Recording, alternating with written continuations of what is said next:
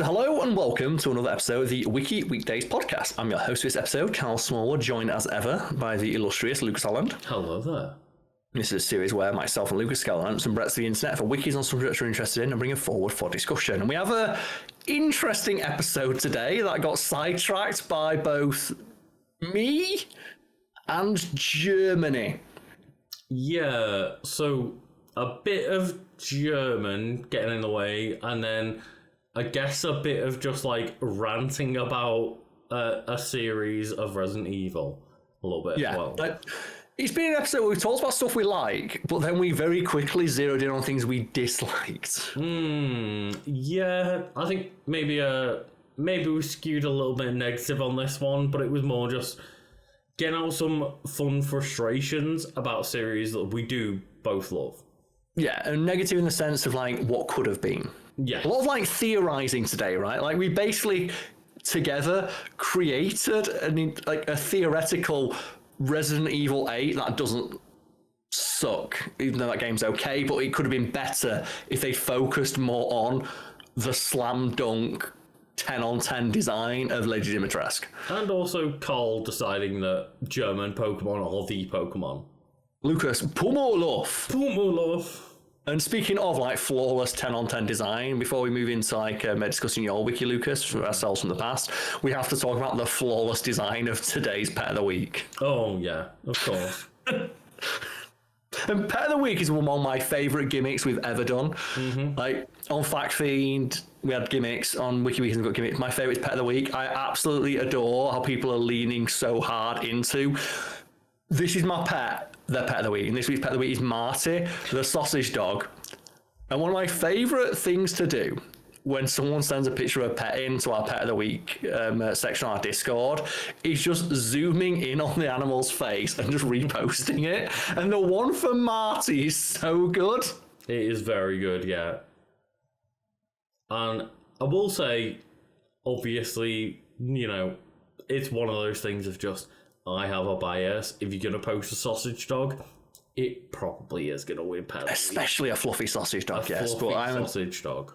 If you would also like to submit a picture of your pet, you can join our Discord, join our Patreon at any tier, and then go post your picture in Discord. And I love, speaking of like the Pet of the Week section, I love how one person joined our Patreon, asked in like the contact and mod section, how do I post photos? We responded, and they posted like 7 pictures of their dog, and then responded, what is the limit for the amount of images I can post? And I responded, as many as you want, as long as it's cute. And they responded with like 15 more photos. I love that interaction.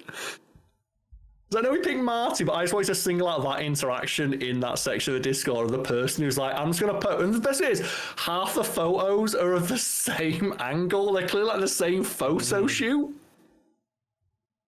But you can tell they were there like, oh, this one's good. Oh, this one's also good. Oh, this one's got to go there as well. And then they ended up with like 15 photos. But guess what? It's a cute dog. Yes, they are all good. So keep posting in the Discord. Absolutely 100% yes. But like as well, especially post ones where it's like slightly blurry so I can zoom in and show the zoomed in version. So Karl can get that blur.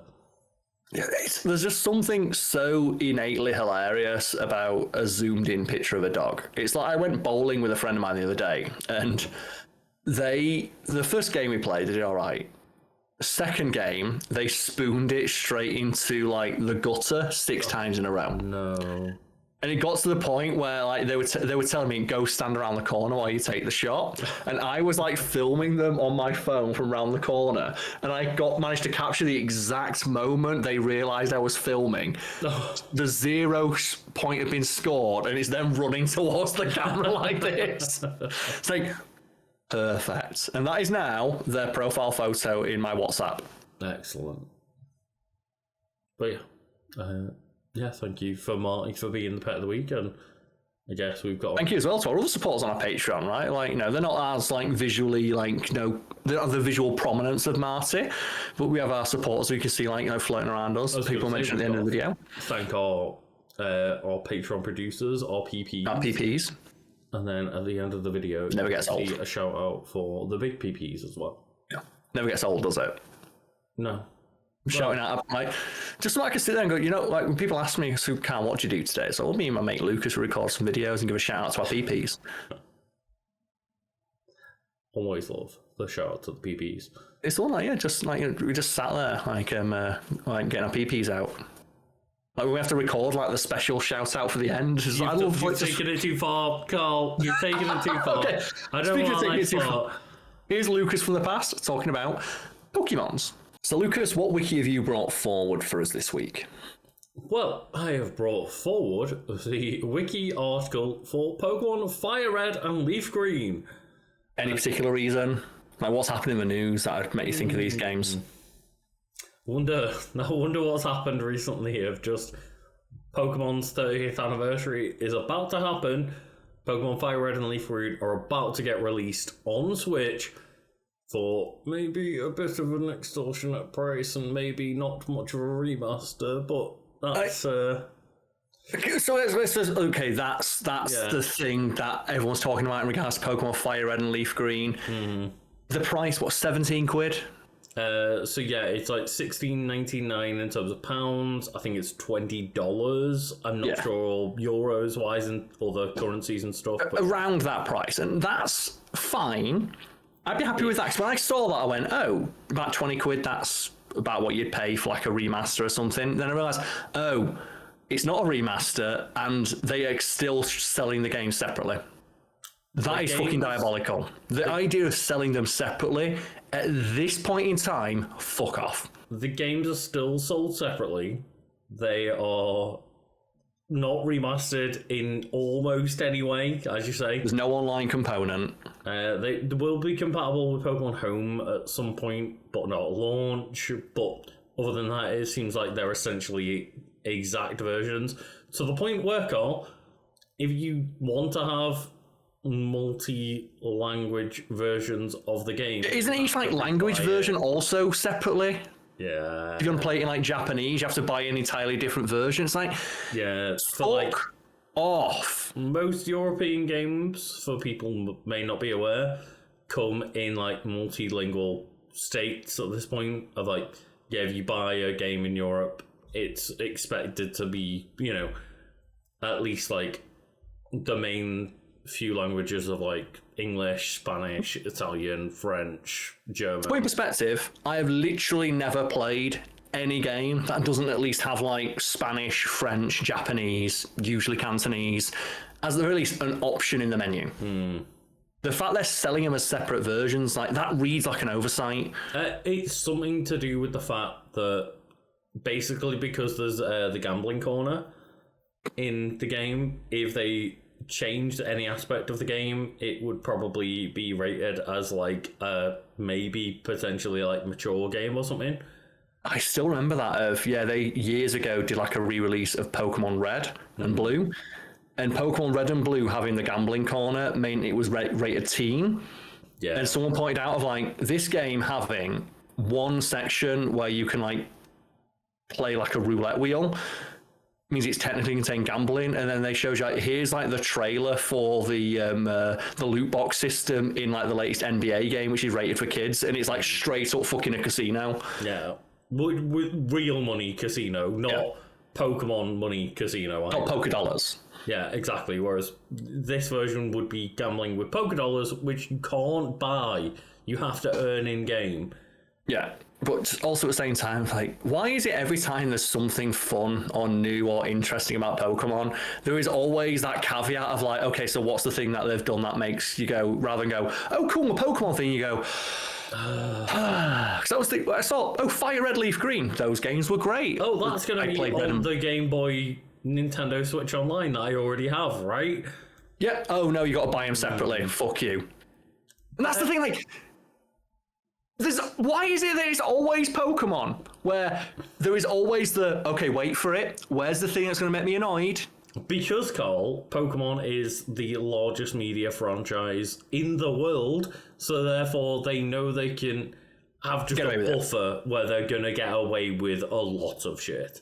Yeah. So you said there is a service you can subscribe to for the Switch and Switch 2, which will give you access to virtual consoles such as the SNES, the NES. I believe like now they've got Sega consoles on there, right? They have done for a while, yeah. They've got like a N64, GameCube. No, Genesis / Mega Drive. And for each of those like virtual consoles, you have access to like a small selection of classic and not so classic games. And there is a Game Boy Advance emulator on there, right? There is indeed, and you can play a bunch of like classic Game Boy Advance games, including I've recently added like Fire Emblem game, which is really cool. But hey, here's Fire Red and Leaf Green, which were 2 Game Boy Advance games, and they're selling them separately. Yeah, as you said, because they know they can. Pokemon or above it is the way. Do you think they should be? Do you think at this point Pokemon is like? And at least, if they're going to give us versions that they sell, make them different. Make them remastered. Give us, like, online connectivity. Give us, you know, the ability to, like, pause and rewind. Give us, like, actual remastered visuals and stuff. Just... Because I have wondered this, right, of... Pokemon has so much... I'm not even going to call it goodwill, because it's not goodwill anymore. It's like a bank... Where it's too big to fail, where there's too many ancillary things that are reliant on Pokemon being successful for it to ever fail. For me, it is basically Stockholm Syndrome at this point. Yeah, I've not played a Pokemon game in like 5 years now. Well, because a lot of them I'm just came done out 5 years ago. Yeah, and that's the thing. I've not bought any new Pokemon content now. Well, I've... You have, yeah. I remember what you told me, like, what Scar, like, ZA came out, and I didn't even know it came out. Yeah.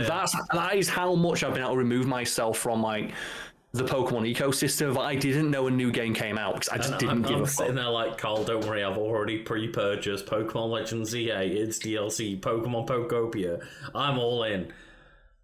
And they know they have me. They know they have me. Just... How does it feel? It feels... awful and awesome at the same time, because I'm glad to be getting new Pokemon. I love Pokemon, as people can clearly tell. It's an interesting like dynamic, right? Of you don't like the games that much, but you love Pokemon as a concept.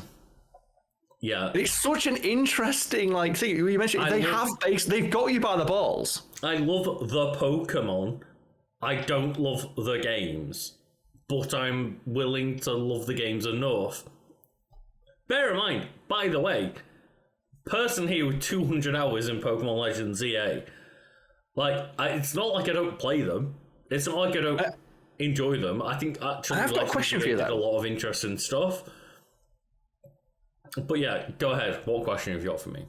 What would they need to do to stop you from supporting this series? Because for me, it was just like, it was Scarlet and Violet.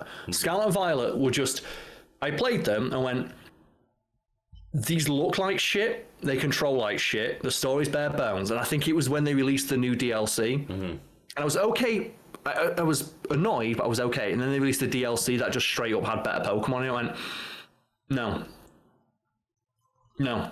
You've got to enjoy it. It was the metaphorical straw that broke the ponytail's back. Yeah. Well, I just went, I'm not paying 20 quid for this. Look at Urshifu, for example. Urshifu, one of the most top-tier, most used Pokemon in all of the Pokemon Championships. And did you know how you get that Pokemon, Karl? You got to buy the DLC. You got to buy a DLC for Pokemon Sword and Shield.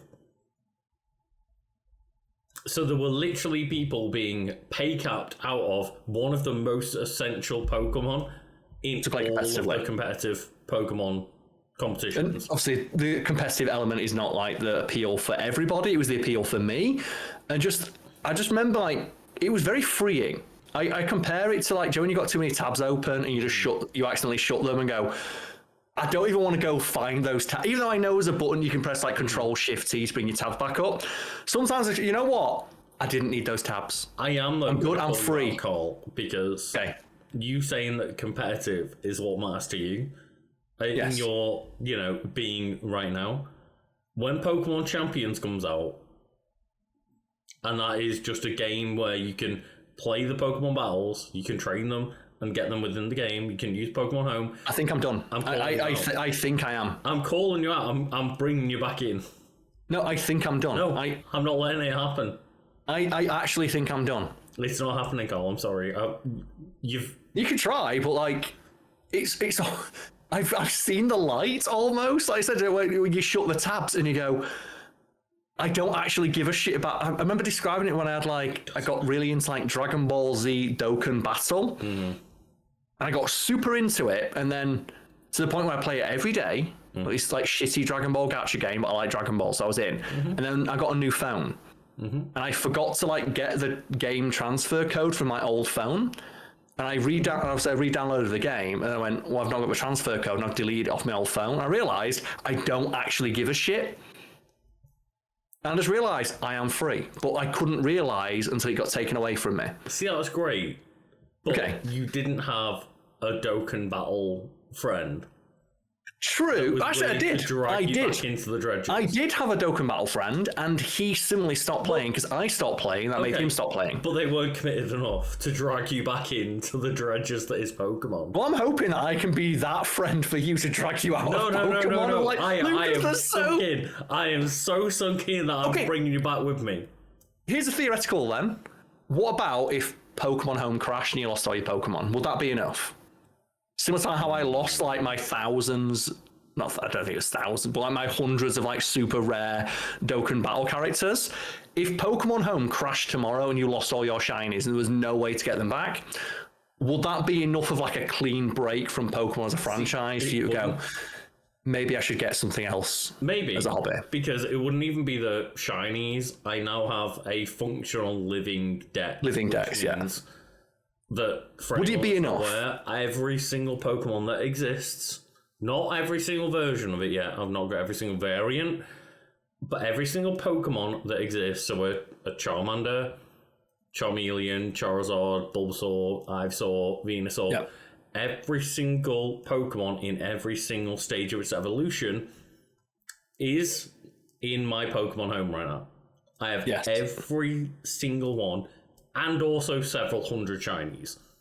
And just like to ask, like, if that disappeared, would that be enough? Of like, would that give you like the shock to the system to be like, I can't anymore? Probably. That would probably be the thing that needs to happen. So how about if it was deleted? What do you mean? What about if I deleted it?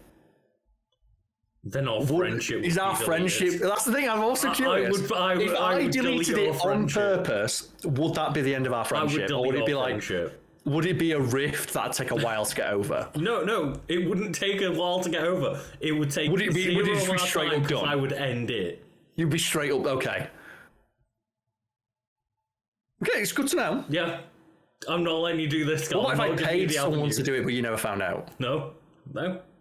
Okay, before we get into theoreticals now, tell me more about Pokemon Fire Red and Leaf Green. What does Wikipedia have to say about these games? So, Pokemon Fire Red version and Pokemon Leaf Green version, important to note, Fire Red and Leaf Green are both one word. They are 2004 remakes of the 1996 RPG video games Pokemon Red and Blue, Red and Green. That's the question, because I never played Fire Red and Leaf Green. Is Leaf Green... Because I played Red and Blue. Is Leaf Green... Do you play as Leaf? Who's like the female trainer from the original that you only played as in Japan? Female. Okay.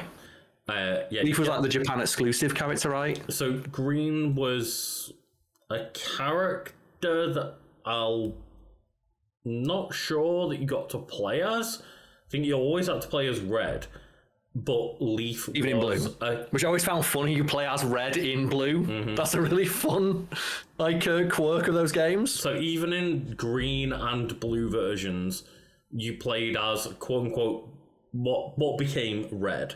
Red. Okay, so I'm just gonna look up Trainer Leaf and see what their deal is. Illustration of the Trainer Leaf for the Green version, but you didn't ever play as a female until Crystal version.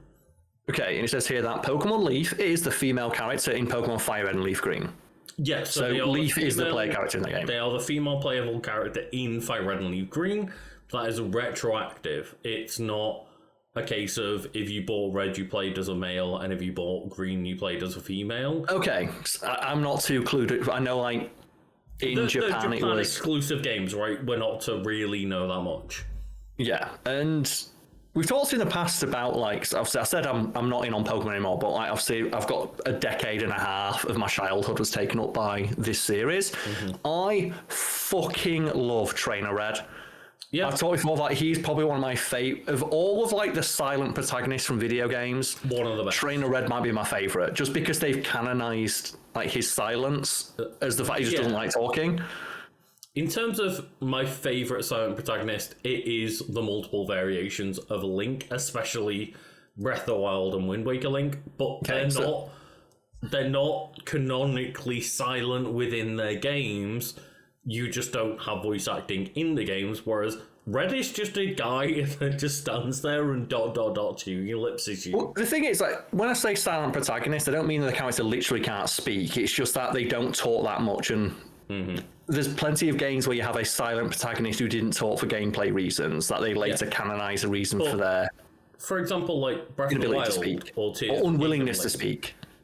Like Breath of the Wild, Link. All that happens whenever they speak is that you see them gesturing and going blah blah blah. Yeah. You don't hear anything happening, and then it usually just fades to black. Assuming or insinuating. The suggestion there is that Link is talking, but you don't get to hear it because Link doesn't. Like, it's not important that you hear it. It's important that you hear the response to Link's conversation. Isn't there as well, like, there's diary entries from, like, Zelda, where she's like, I met the new captain of the guard today, or whatever job he has. Of like, he's a bit quiet, but I seem to like him.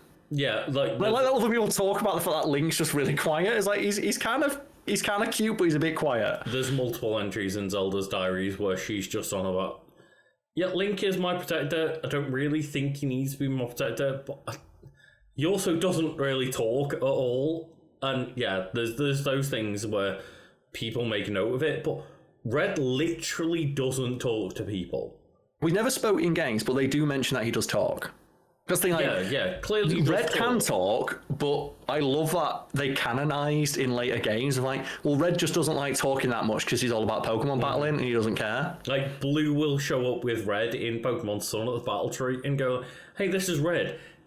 Yeah, they don't really like to talk much. You know that Red and Blue talk to one each other, but like, when you encounter Red, all that happens is still the just ... Yeah. Because Red doesn't need to say anything. It's like, we're battling now. We'll talk through our battles.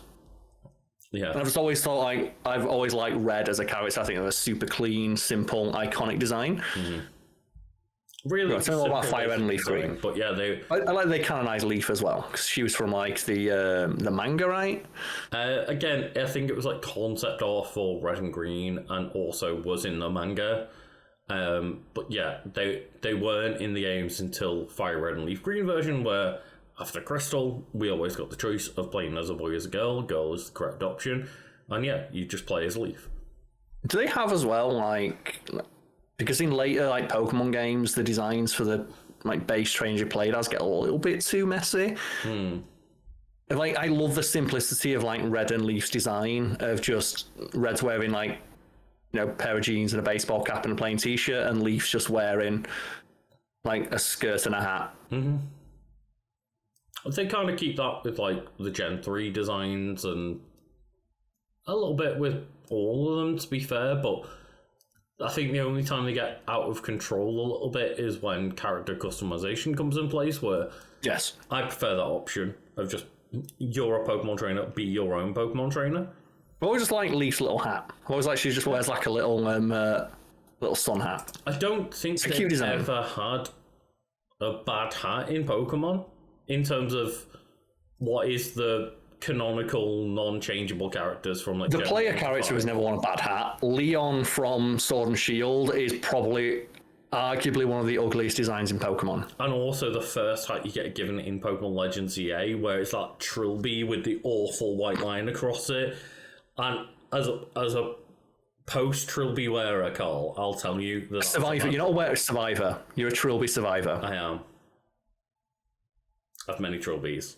We'll get over I still remember like the hardest I've laughed in a while is when me and a mutual friend were watching Not Another Teen Movie, and which is a parody of like teen sex comedies, and the hipster nice guy character turns up and he looks exactly like you and dresses like you used to in uni, and our mutual friend just went, "Oh, it's Lucas," and I just lost my shit for like 20 minutes.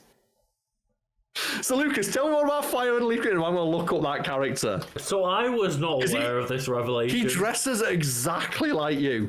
Used to. Like I used to. I was not aware of this. Did you not know? Why would you do this to me, Karl? On camera. Here's the screenshot of like the thumbnail, like one of the scenes that he's in. Oh, Karl. But he's dressed like you used to. Karl's bringing We just lost our shit. I mean, a less stylish version of how I used to dress. But I don't know why. We lost our shit when he should go tell me more about Fire Red and Leaf Green. I can't defend myself here. I'm not putting the picture up. I'm not doing it. So sorry, everyone. Like Lucas, did you used to rock the Trilby? I rocked the Trilby, but it was more traditional, like shirt and pants rather than checkered and plaid and all that. There was like a weird era in the 2010s where fashion died and guys, and I'm including you in this, Lucas, I'm sorry for calling you out, thought that a like £1 silver tie and a shirt that didn't fit in a trilby was fashionable. And I think there's that like comic reviewer, Linkara, I think it is, who still dresses like that. And it's like, dude, it didn't look good. It didn't look good, and I can't defend myself. So you can't defend it. The games were developed by Game Freak and published by the Pokémon Company and Nintendo for the Game Boy Advance. And I still argue, from Gen 3 to Gen 5, the games looked beautiful. They never got better. Like, the only way Pokemon games could look better than those sprite-based ones is the theoretical, like, Pokemon game everybody wants, which is an Okami-looking Pokemon game where they replicate the original Ken Sugimori art. There is a video, and, like, obviously we don't put clips in and stuff, but there are, you know, a couple of videos out there of people trying to emulate what Pokemon would look like in a Ken Sugimori art style, which it just look like Okami, right? Looks incredible. Would be a lot of work. I admit. A lot of work. But guess what series may be afforded the, you know, time and money to make that happen? Yeah, like, if the excuse is it'd take a lot of time and a lot of money, when you are literally the single biggest, or one of the biggest media conglomerates on planet Earth, you've got that money. You've got the It's money, like when people were defending Marvel movies around bad CGI, of like, well, they haven't got a lot of time. They've got infinite time! That's the thing, though. They haven't. They've got infinite money. They haven't. They've got infinite money, but not infinite time, which is the you know, the trifecta of, like, you know, do you want it to be good,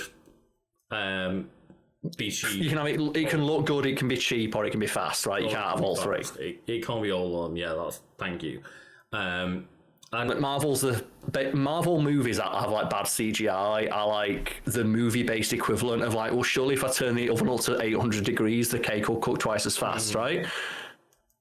Yeah, if we just put not many people on the Pokemon games and give them not much money and not much time, they'll continue to churn out really good games, right? It's like, you just didn't get the memo.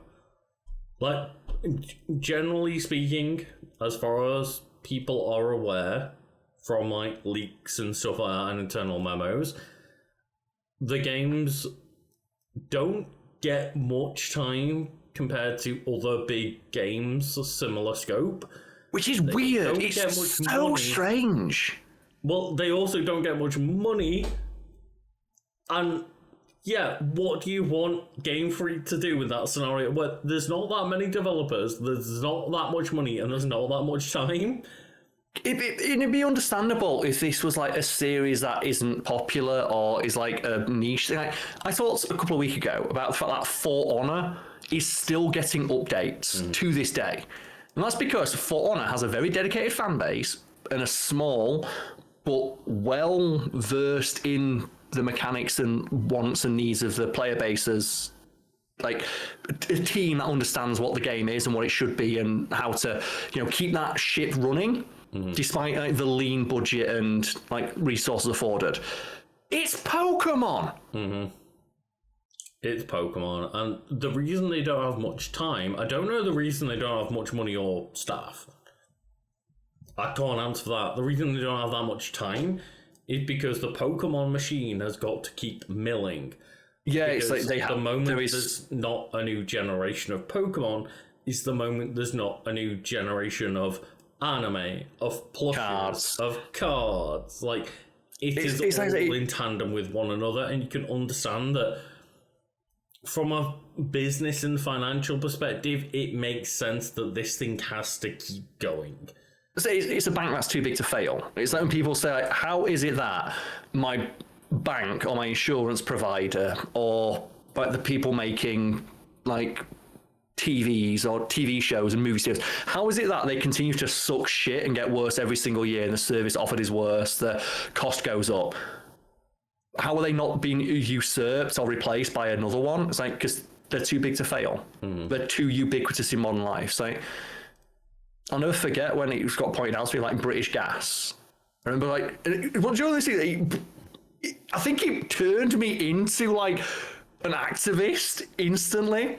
When I was like first like moved in out on my own, and I was like looking for a service provider for like the gas for the house I was in, and my roommate just went.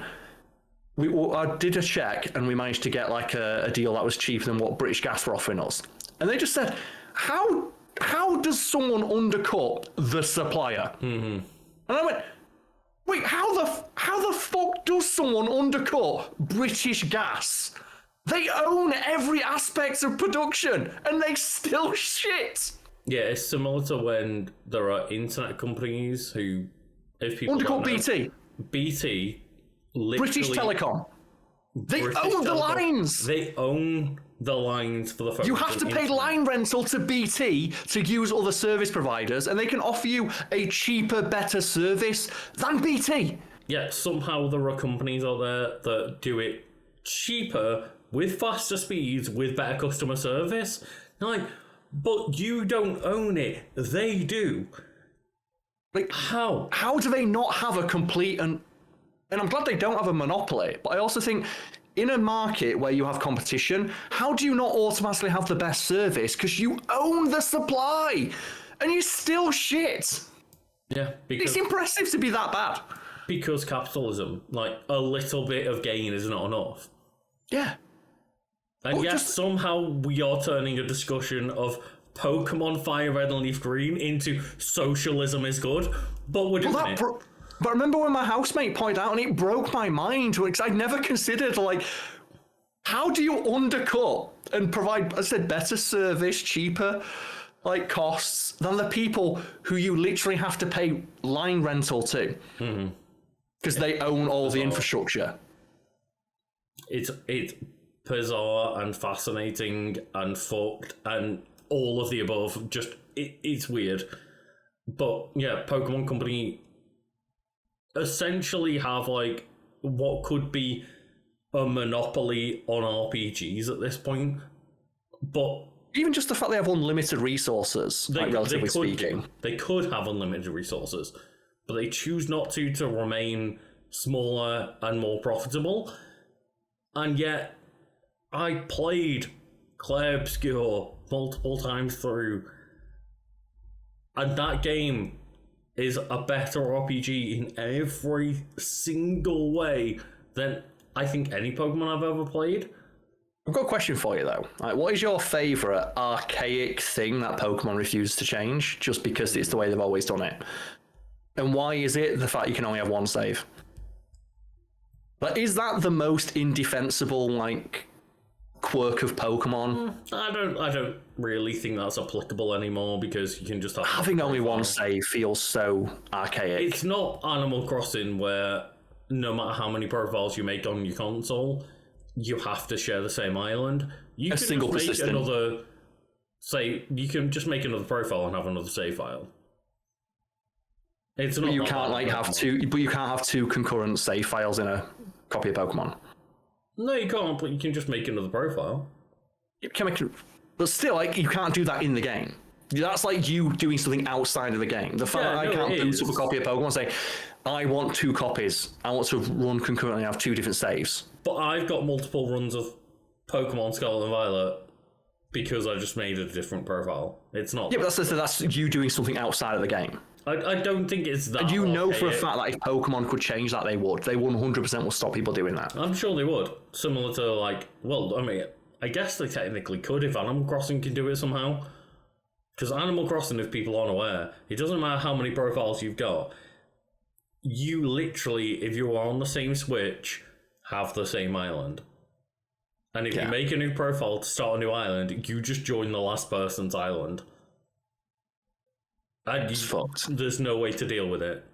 So what do you think is like a worse element of Pokemon? Is it like selling 2 copies of a game? Because I don't think that's like nearly unique to Pokemon. I can't even think of any other. It's not even an archaic like holdover. It's just that's just Pokemon. Is that the greatest hustle in video games in terms of marketing? Just we sold you 2 copies of the game that was still a shit excuse 30 years ago because all that was different was that we changed a couple of Pokemon. I liked the original idea. It made sense in the sense that Pokemon encourage you to like trade, and a good way to encourage trading is to give different versions different stuff. I just wish that if they wanted to keep that, make the versions more different. The differences are so minor that it comes down to like purely aesthetic choice. Yeah, at this point, when the online trading is so accessible, it doesn't actually come into play anymore. It's so easy to get the other version of Pokemon. At which point, why even bother? But if the different versions, for example, offered a different perspective on the story, you tackle the same story, but from a different perspective. No, that'd be interesting. Or one version is easier. This is the version for children. This is the version for adults. No, we can't be doing that. I'm using it as an example of do something to make having 2 different versions justifiable. So do you remember when Black and White came out, and without us knowing, there would be an unlockable after you beat the game, and one of them was an unlockable easy mode, and the other one got an unlockable hard mode. And you had to trade keys to a different game to get easy mode, but to play easy mode, you had to delete your current save and start again, which is why it's fucks that you can't start a new game on the same cartridge. Yeah, I think it was Pokemon White was the easy version, and Pokemon Black got the hard version. Well, oddly enough, years ago, remember that like mini-series that I toyed with on the Untitled Side channel? I made a video, sliding difficulty, Pokemon Black and White. Google that and you'll find that me doing a mini presentation on this exact thing. I should bring that series back. That was a fun series to do. It was fun, and maybe you can find that fun series over on our Patreon if Karl decides to bring it back. We never know. Yeah, like maybe I'll like bring back some like sliding difficulties a series. Because we are doing monthly, if not more, exclusive videos over on our Patreon, so go check that out. Yeah, it was like testing new formats and bits of content. But sliding difficulty, basic format was of specifically like exploring the mechanics of how difficulty changed a video game. Because sometimes like it's one thing to say, oh, this video game on hard mode you have more enemies. Precisely how many more enemies? And it was a pretty complicated hard mode in terms of they gave trainers like higher level Pokemon with better EVs and better AI to battle against. Better stats, better tactics as well. And it was interesting. Yeah, I forgot they did that they locked hard mode behind completing the game, but it was behind completing the other version of the game. So that means happened to pick the one of the 2 games that had easy mode, unless you knew somebody that could locally give you the hard mode after they've beaten the game. That was the thing as well, access to it. the other person had to beat the game to unlock the key to give the other person hardware. It's difficult to explain, but basically, there's a reason games don't do this. It's fucking stupid. Yeah, and the fact that, essentially, because of online, the idea of, like, trading with your friend locally to get other Pokemons, like Pokemon, it's not really that big a deal anymore, and the idea of them still getting away with charging twice for nearly every single Pokemon game is insane. Exactly, so that's what I'm asking. Like, is there a way that they could differentiate, like, Pokemon Fire Red if they remade them from scratch? Is there a way they could differentiate them that would, in your mind, justify releasing 2 versions of them? I don't think so. I think it's that anti-consumer that I don't really find it acceptable in any way. Say, for example, with these 2 remakes, like, theoretically, though, what could they do? I don't know. So I say, like, different narratives, right? If, like, it gives you a literal different perspective on the events of the base game. Like, maybe if it was a case of all of the, gym leaders on Elite Four were different, or the region was different, or something. But at that point, they're different games. Yeah, there's a way it could be done. Different games because they're charging you for 2 games. Do you know what I think they should do? They should stop doing the multiple versions, but release multiple box arts. That could be a way of doing it. It's the same game, but it's a different box art. And you have people pick their favourite. Yeah, maybe. That could work. But then, obviously, there'd still be people willing to buy both versions, but then at that point, that's your, choice. I like you say people, not you. I don't buy both versions. I distinctly recall you must have bought 2 versions of one of these games at some point. No. Or is it more just like you know enough people who play Pokemon where you liaise with those to make sure you always buy a version so you know someone off the other one? I always buy the opposite version of someone I know buying the other version, but like I don't buy both versions myself. Okay. I'm not quite that much of a mark for Pokemon just yet. Are you buying Fire Red Leaf Green? No. So this is like the line in the stand for you, but you can continue to support the Pokemon company. Ask me in a week, but right now my mindset is. What about if suddenly we got like 15 extra supporters on Patreon? We got a bit of extra money this month. Would you use that to buy Fire Red Leaf? Yeah, probably. You didn't even like get in your head. You're already thinking I could get a Fire Red Leaf Green. The thing is, I know that I'm a fucking sucker. So in my head, I'm like, absolutely not. That sounds way too expensive. But we'll see what happens when I'm given the option to actually buy it and it's their second one. Because right now it's only on pre-order. I don't know. But my mindset right now is that I'm not going to buy it and I'm going to stay steadfast and strong. Yeah, we'll see. We'll see. Go check out the Patreon, everyone. If you want me to make bad financial decisions. But I do think, going back to Pokemon Fire Red and Leaf Green themselves, I think they are good remakes. I think that... Interesting idea, yeah. The idea of bringing them forward into the Gen 3... Because if people aren't aware, from Gen 3 onwards, there are ways, it's not easy, there are ways to get Pokemon from Generation 3, so that is Ruby, Sapphire, Emerald, Pokemon Fire Red, Pokemon Leaf Green, all the way to Pokemon Home. You can like daisy chain it to get them into the modern game, and I think it's interesting as well to look at of Fire Red and Leaf Green were remakes of like Red and Blue. They literally could not do this today because there is not being a big enough graphical jump. Yeah. Isn't that interesting? That if they try to do like a new version of, like if they did a theoretical like Super Fire Red and Super Leaf Green, the games don't look different or distinct. Oh wait, did they do that with like Pokemon Let's Go, Eevee and Pikachu? They did. They did the Switch remakes of Kanto again. They did, didn't they? Yeah. Fuck. And they didn't look really that much better. No, I argue they're the best looking Pokemon games there are. I guess because they put the animations in, but because like they're the ones that aren't you know what? sprite-based. I don't think you're remembering those games much, but maybe just look up quickly while I'm talking about them. Pokemon Let's Go Pikachu and Eevee, because I would argue they hit the 3D art style better than any other. I remember what they look like now. Yeah, because no one talks about them because obviously they are basically their own distinct thing. They're not connected to the games in terms of like trading Pokemon, and their gameplay was like unique enough where there's not really any mechanics that are shared or carried over. But yeah, whole hands a lot. I completely forgot they existed. Yeah, a lot of people do, and they are, I think, the most beautiful looking Pokemon games to exist. I would say 3D wise, I still prefer personally the art style of Pokemon Black and White 2.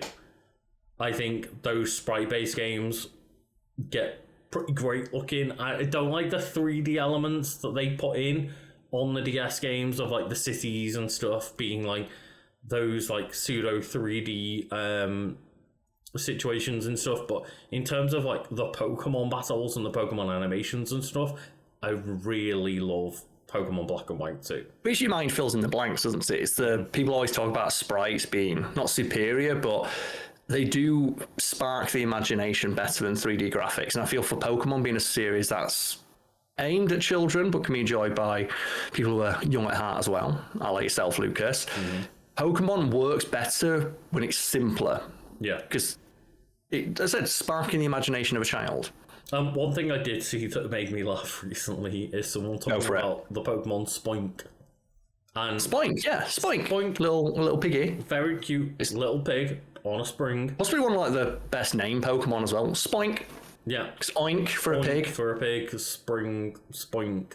But also the word spoink sounds very like boink, boink, boink. Yeah, it's got like an onomatopoeic value to it. Yeah. And also Spoink's just really cute. But the Pokedex entries for Spoink are if it stops bouncing, its heart stops. It dies. And there's just like a great little thing in one of the games where every single Pokemon in battle has like an opening animation. Yeah. So for example, you bring up a lot of the time, I know, Hitmonchan does like Hitmonchan, yeah, it throws 2 jabs. Throws like a little flurry of punches and then is a static sprite afterwards until it starts doing moves. But the way that in some of the games Spoink does its opening intro is to like bounce a couple of times and then it's just a steadfast sprite, and it's like, oh, that was the last flourishes of its life, of just the last couple of bounces Spoink will ever do before it dies. Yeah. It's like one of the worst things you could do to a Spoink, and it like rest. It's like, no. Don't do it. Don't do it. Speaking of Pokemon, like, you know, bring up my favourite Pokemon, got like behind me from the Pokemon Center, Mareep. I think Mareep is unequivocally one of the single greatest designs for a Pokemon. 1, adorable. 2, every aspect of its design, from its name to its like gameplay, is perfect. Mareep is a anagram of ampere, a unit of electrical measurement. It is an electric sheep. It being an electric sheep is a reference to Isaac Asimov's story about, you know, do androids do with electric sheep? It's also Mareep. So it's like, you know, it's reminiscent of Mary, as in Mary had a little lamb. But also Mareep, sheep. Yep. Perfect, flawless, immaculate. No notes. So that's one thing that I know we've gone off the rails about talking about Fire Red and Leaf Green, which are all great games, don't get me wrong. But just talking about the translation of Pokemon, because we talked about, you know, the multi-language of Pokemon earlier, and like, so people being robbed of Relaxo. Every single Pokemon near enough has to have a name that is translated into multiple different languages, and the translator, interpreter, whatever you want to say, is they have to come up with names that are not only fitting names for the Pokemon in that language. A lot of the time they contain one, if not multiple, you know, puns, references, things like that. Well, I said with Mareep there, it has multiple different allusions to elements of its design and influence. think, It's for very. example, There is a skill to replicating that in another language where such references may not even exist or be able to be referenced because of the quirks or limitations or maybe even differentiations in the way the language works. Yeah, like the three stars of Kanto, right? You've got Bulbasaur, which is bulb, as in like a bulb of a plant, plus like allusions to dinosaurs. You've got Charmander, char as in like charring something from being charred. Salamander. Fire, but also it being a salamander. And then Squirtle being a squirrel turtle, and also the squirt being a pun on like squirting water. And every single Pokemon has to have elements like that. Let's say, what's your favourite like foreign like Pokemon? I love like German Snorlax, Relaxo. Is it the Japanese Umbreon? What's Japanese Umbreon called? I'm not going to say it. We're not allowed to say the word. No, is it like a word that if you said it out loud, it might sound like you're not a good look. It's not a good look at all. Okay. But no, I like German Jigglypuff, Pummeluff. Pummeluff is great. I like it. Pummeluff. I've got. Do you know, I'm going to look up German Pokemon names and I'm going to read them out. You're not even going to stop me. I do like that. I've got like a little coaster here from Japan of like Eevee, and it's like a lot of them are just romanizations of the Japanese names, but some of them aren't, and they're all like Oh my god! I've just got a list of 151 Pokemon, like the original 151 in German. Raticate is Ratical. Ratical. The Ratical. Ratical. Sandshrew is Sandan. Go on, give me one of the 151. I'll tell you it in German. Okay. I'm going to say Arbok. Arbok. What number's that? So I can scroll down and find it. Like 32. 30. Oh, fucking that's high. I was already at like a 150. No, it's like Nidoran and stuff. Do you know what I'm saying? Arbok. Arbok. It's around the 30s. It's 24. 40s. Oh, it's in German 20s. it's... Okay. 24, Arbok. In German, Arbok. Oh. You could have picked a mob, but it's the same in German. I am curious. Okay. Pick a better one. What is the dino in German? What's as in the two-headed dragon? Well, I've got the original 151 up. I'm looking at so in German the Pokemon I think it's called Dino, which is Ein, and then there's Zweilers, which is Zwei, and there's Hydreigon, which is Hai. Oh, so it's already got like German elements in there. 1, 2, 3, but in German the Pokemon Dino is called Capuno. Oh my god! So Lucas. they've got a German pun for the English version of the name of like Die, Zwei, and Hai. He's got 3 heads. I'm not sure what the German is. So it's Ein, Zwei, and Drei. The dragon part of Hai. Yes. But yeah, the German version gets rid of the German pun. Interesting. Well, there's a couple like some of the German ones are just the same name, like Wheezing, Smogmog, Smogmog, Electrode, Electroball, Drowsy, Traumato,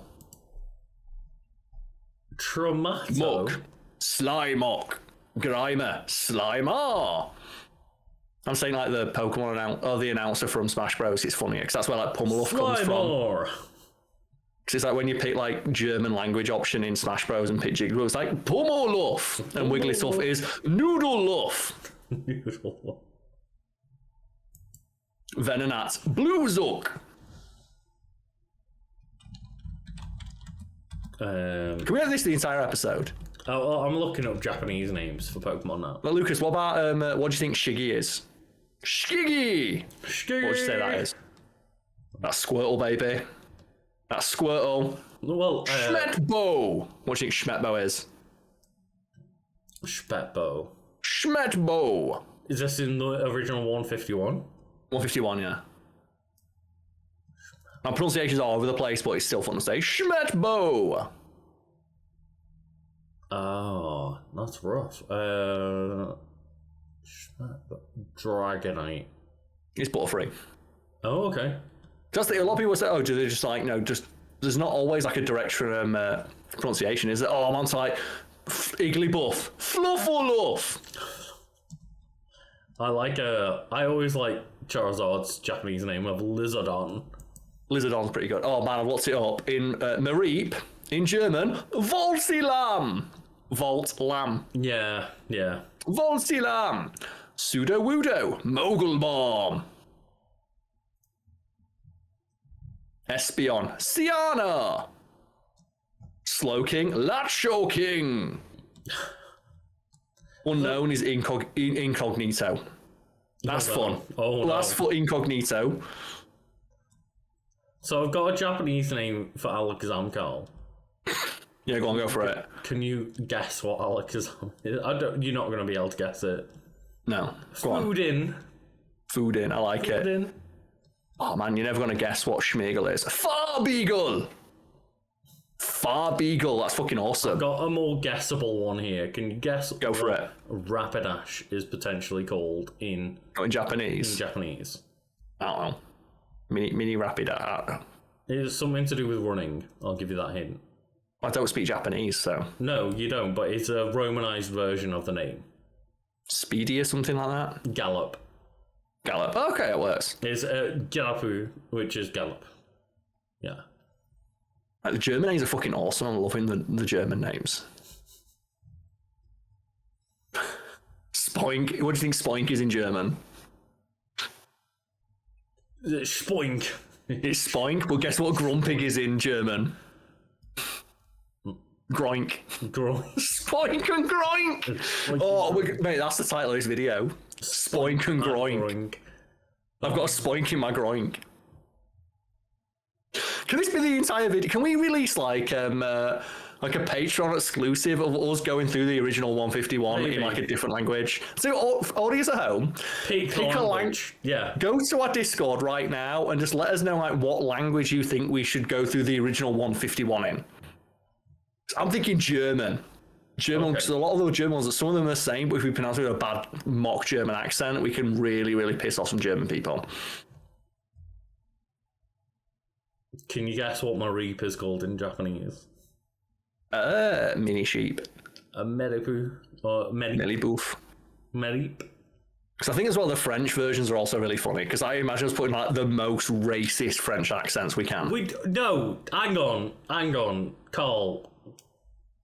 You're throwing us under the bus here. Hang on. Well, the thing is, Lucas, any accent we do is going to be racist. Let's be honest, because we're bad at accents. And if it's not intentionally racist, it's going to sound racist. So better not pick Chinese. Or Japanese, I'm not getting cancelled. German, though, who gives a fuck? Well, Karl, speaking of which... Go for it. I'm just going to send you, hopefully... send Diggersby is Grebbit. Grebbit. I'm a fan of Grebbit.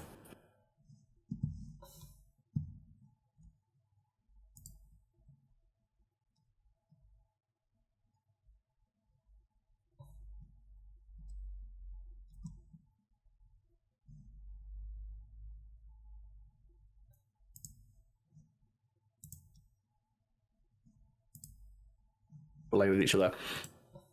Is there a reason you just left? What's that about? So I tried to click onto my other screen to send you a screenshot. You just left. You just left the call. I accidentally just left the call, and I'm gonna get Discord back up now. So we're okay now again. But yeah, I just went to go send you a screenshot and just moved my mouse to the other screen, and I happened to click off the Discord. Also found another phenomenal fucking German name for a Pokemon. I've just sent which you is. Oh yeah, I see why that might get you in.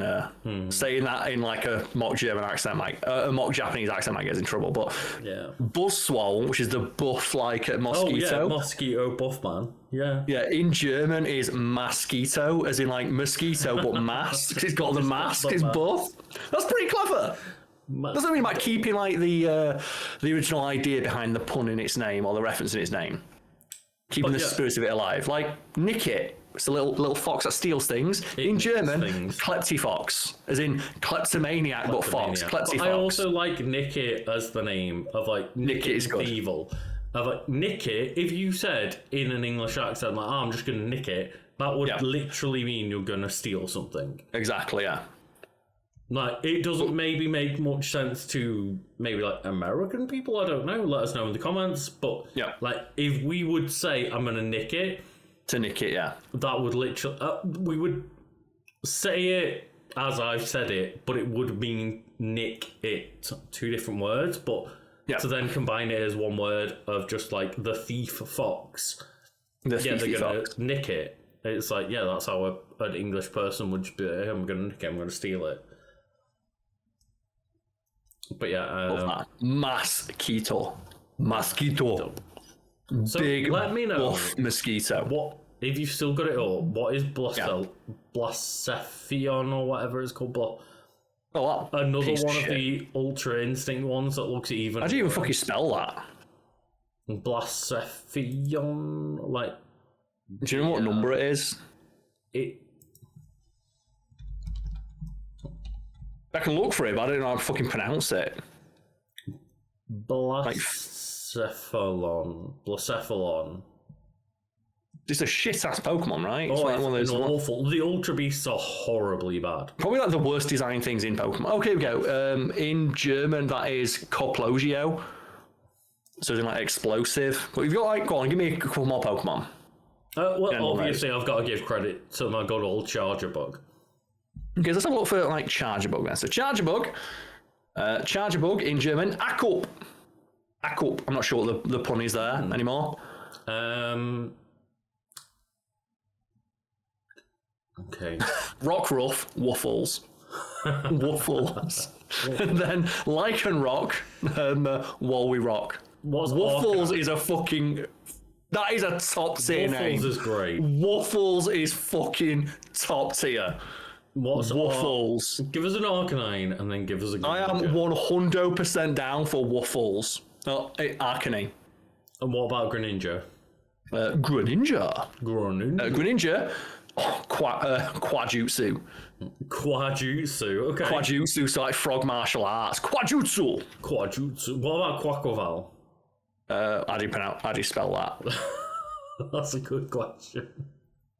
Okay, Quaquaval and Baylonder. I presume that's something to reference dancing. Oh, Oinkologne, Fragrance. And Meowscarada as well, of course. Meowscarada, okay. Meowscarada is Mascagato, so masked cat. I like that. But yeah. We've probably so down for Waffles. Waffles is great. Waffles is so fucking good. Waffles. I think we've gone off the rails enough that we've probably just stopped talking about Pokemon. I can't believe Fire Red and Leaf Waffles. like 20 minutes ago, and I probably fucking Waffles, man. But guess what? We don't cut out parts of the Wiki Weekdays podcast. We just go off the rails. We do, yeah. Oh man, folks at home, let us know like what bad accent do you want to hear us pronounce like the original 151. Waffles. Waffles, man. I'm so down for Waffles. Pommeluff. Fucking Waffles, man. Pummel. Oh, if we do it, I want to say Pummeluff. See, I want to hear you do it in like that German kid from The Simpsons accent. Oh, like Uta. So that'd be like, don't make me run, I'm full of chocolates. That'd be Pummeluff. Pummeluff. That's like, I had to get into the character, you know. I had to get into character as Uta. Don't make me run, I told you once, like, she was Romanian, but it was that last that I knew at work, who was like Romanian, like a really thick, like Romanian accent. And one day it's like, Karl, white woman in distress. Because I made her say white woman in distress if she needed help at work. And I got in so much fucking trouble once because she ran across like the restaurant that I worked because we thought there was no one in the restaurant. And it turns out like the big boss of the entire company was. And she just ran across like, Karl, white woman in distress. And I was like, I never laughed as hard. Pummeluff. Like, we've got to stop. Because I'm going to keep saying Pummeluff. That's the thing. Karl's taken us off the rails today, but. Yeah, Pokemon Fire Red and Leaf Green, they're coming out on the Switch. Don't buy them, I guess. Don't buy them. Do not buy them. Do not support them. Expensivo. But, yeah, just put more effort in, Game Freak. Pokemon Fire and Leaf Green, great games. Sevi Islands, not so great. Yeah. But I love GBA, I love the music, I love the art style, I love the fact we've got not completely broken versions of Gen 1. But Karl took us off the rails and I can't talk about any of that. Stone Journer. Oh, yeah. Humanolith. So human, but human and then monolith. Human-made monolith.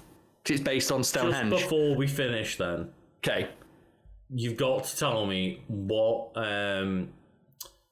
the evolution of Knackley. I can't remember what. Knackley, yeah. That's like the salt. So that's Knackley, Knacklestack, and Garganackle. Garganackle. Geosally, so earth salts. Sedisal, sediment salts, which is bigger for the second version, and then the ultimate Salty Gant. So salt giant. Yeah. Salty Gant, salt giant. Salty. See, some of them are really fun. Some of them are so fun. God. Yeah, but Karl, we're going to take a quick break so that I can... I need to get this. I need to remove this video because I'm going to keep saying random German Pokemon names in a bad German accent. You are. And just to give a little tease for what is to come after the break, what have we got to talk about? 9 foot tall woman with massive honking tits. 9 foot tall white woman in distress. No, I'd be the person in distress. Can you imagine Lady D of like stupid man thing? The thing is though about that co-worker I work with, like honest to God, like we had to wear a uniform and that uniform was fighting for its fucking life when she wore it because she was built. Like I'm talking like a top, like do a chest of drawers and you half pull the top drawer out. I'm gonna end this. Running across the restaurant of thanks everyone. Take a break. Yes, sure. Let's take a break, everyone. Let's take a break. So, Karl, before we get into your 9 foot woman that causes distress, we just have to get into a little bit of housekeeping first, right? Oh yeah. So, if people aren't aware, we have mentioned it a little bit before, but we have made some changes to our Patreon. You can get exclusive, like, videos and audio versions and stuff like that. We've made a bunch of different changes, so I would just recommend checking out the link in the description to check out the Patreon on the different changes we have made to a bunch of different tiers and adding another tier and things like that. And yes. Just some different goals that we've made, including, like, trying out even more new formats over there, doing monthly live streams, things like that. So yeah, just if you fancy supporting us in a financial sense, then go check out and even just join as a free member so you get a few more free updates and stuff like that. But yeah. It's just handy. It's a one-stop shop for everything Wiki Weekends related. Also, there's the Discord, and if you happen to be watching this on YouTube and you think, I love that thing where you can be on YouTube and just like mouse out of the tab and still hear our voice a la a podcast, you might think, it fucking sucks that YouTube won't allow that anymore with one of its latest updates. If you join our Patreon, you can have audio versions. You can indeed get audio versions of all of the videos put out, and the podcasts, because they're already on streaming servers and stuff, they'll be on our Patreon for free, and then audio versions of the videos will be accessible for anyone on our like wiki listeners tier and above, I believe I called it. Yeah. We're also planning to do something more with audio versions, but we're waiting until next month to announce that. So keep an eye on this space, and you'll see in our next podcast we'll probably talk about that. We discussed this last time. Lucas, you know what I'm talking about, but you were very tired when we discussed it. Yeah, I'm not spoiling anything. We've already discussed this. But we've probably discussed it and I've just forgotten because it last you have indeed, yes. Term. But yeah, Karl, let us know about 9 foot tall woman that you want to talk about. When you said earlier of like before we get into this 9 foot tall woman, so I guess the one thing I'll plug as well is like my Tinder profile. If you are like an 8 to 9 foot tall woman and you'd let me get inside of you, let me know. Let's go. So today we're talking about, of course, Countess Alcina Dimitrescu, and that's because there's a new Resident Evil game coming out, and also you've been playing through Resident Evil 8, Resident Evil Village, it's sometimes known. I've been playing through the Dimitrescu portion of Village, and then when spoilers, she's in it for like 3 hours and then she's just gone. And also just I don't think the game is that fun. I think my chief complaint with Resident Evil Village is the fact that Ethan Winters is so fucking slow. He's so slow. So I played it in third-person mode because I'm not great with horror, and Resident Evil. Can you see Ethan's face in that mode? Yes. Okay, because I know for a Not while there was actively, but you can, but it's not easy or anything. And there was like a gimmick of a while, like whenever they had Ethan Winters, they'd always like blur his face out as one of the gimmicks. I like that as it's probably the most interesting thing about Ethan Winters as a character. Yeah, the faceless man that has a really boring generic face. Surprise, surprise, because everything else about him is boring and generic and slow and just... Weird to think is because he's made of mold.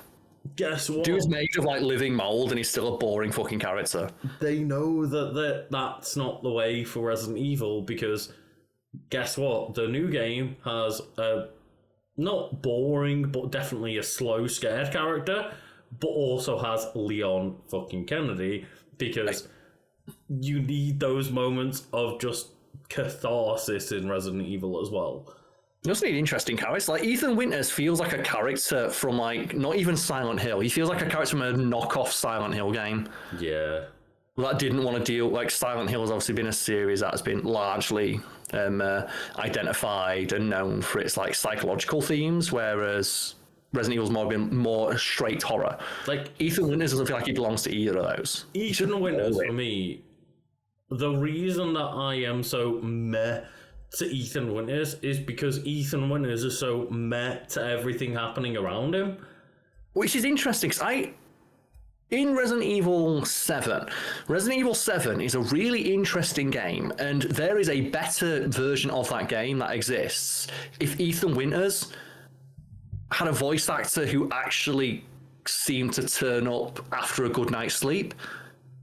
Dude talks through all of his scenes like he's not had his morning coffee yet. Whereas everyone else in the game is really trying. I think it's like Jack Baker. Like Jack Baker is such a fun villain, where he's like, he's dead and he's loving it. He's also straight up just quoting Evil Dead. Yeah. Like where the moment where Jack Baker rips the roof off of a car, says groovy, jumps in and starts doing fucking donuts while he's on fire. And I'm like, this is incredible. And Ethan Winters like, oh no. It's like, why?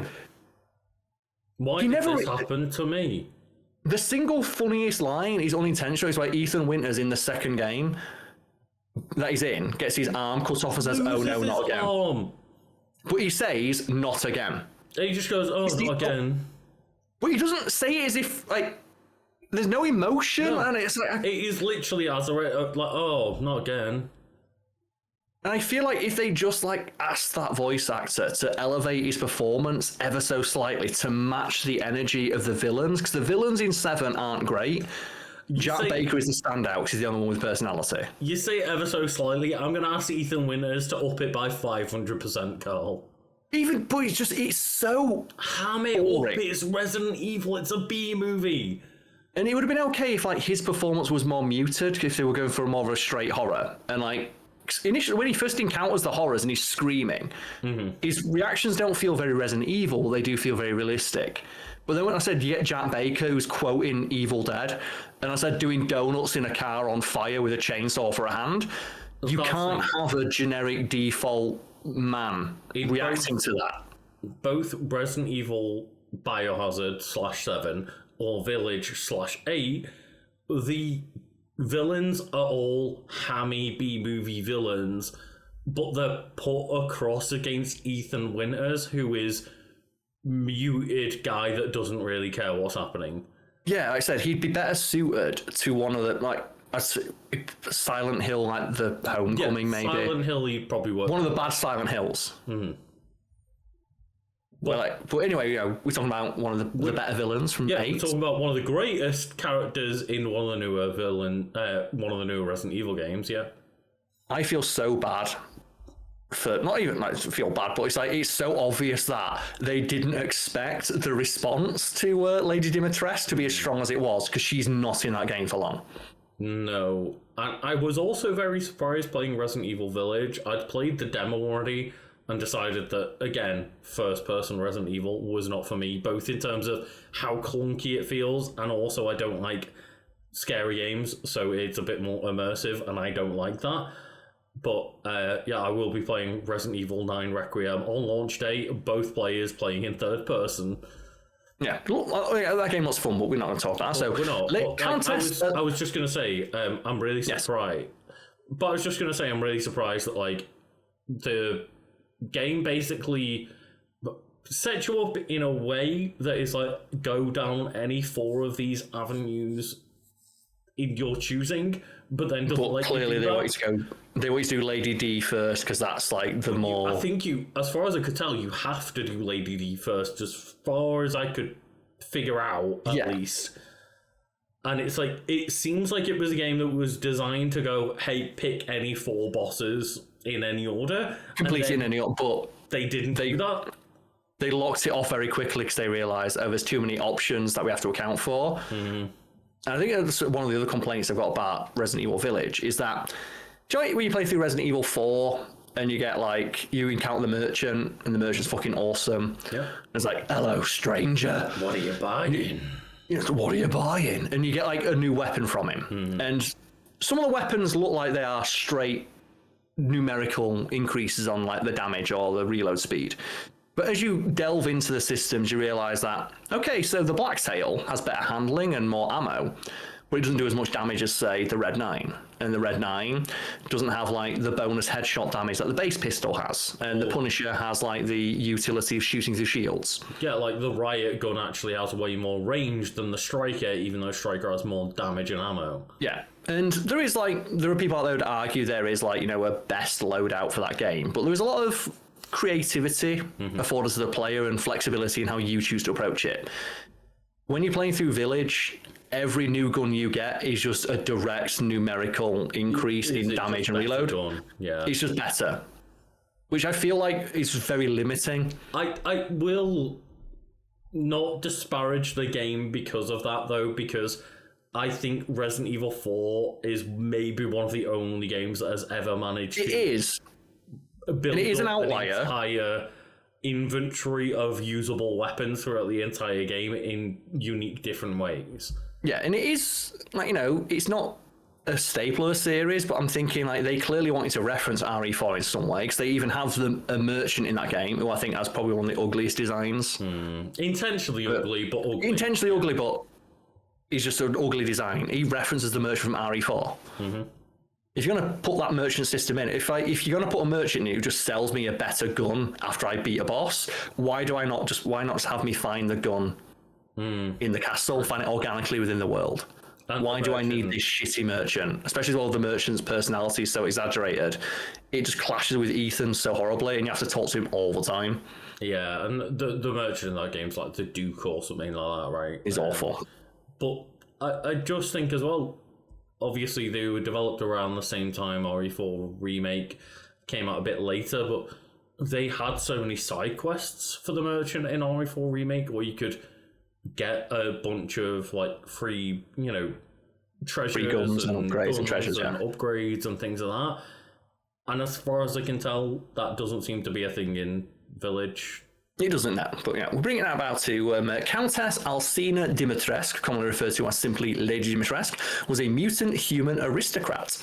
And we have a quote from her here: "You will learn what it means to insult Count Dimitrescu." And fucking, speaking of paycheck, earning voice actors, Lady D's voice actress. Is it Maggie something? I have her name here. So her voice actress is, in English, we have Maggie Robertson. And I absolutely love her just radiant Lady D walking around the castle lines. Mm-hmm.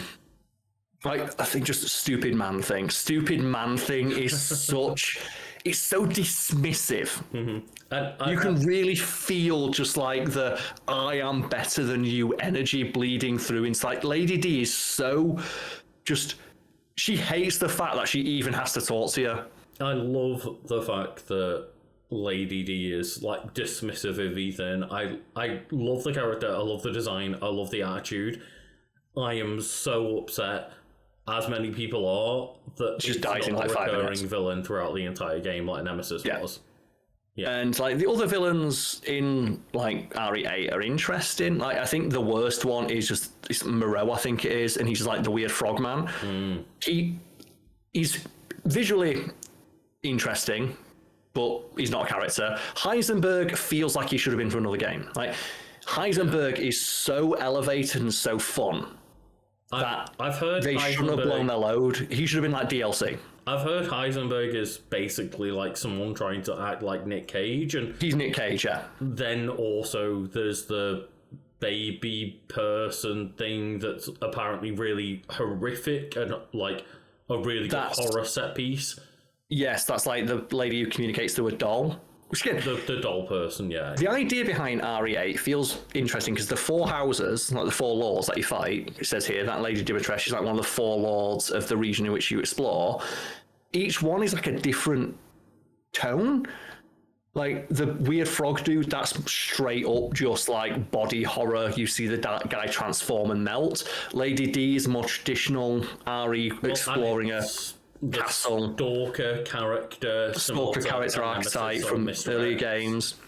And like the doll is just straight up horror of there's not really any gameplay. It's just you walk through an area and witness horrific things. Mm-hmm. And then Heisenberg is RE5. It's the over-the-top action element of RE. You literally play as Chris for that section and get like a mini tank with miniguns on it. And Heisenberg transforms into a giant robot monster and starts calling Chris a boulder punching asshole. I really wish that I was playing as Chris more at the time. But I do...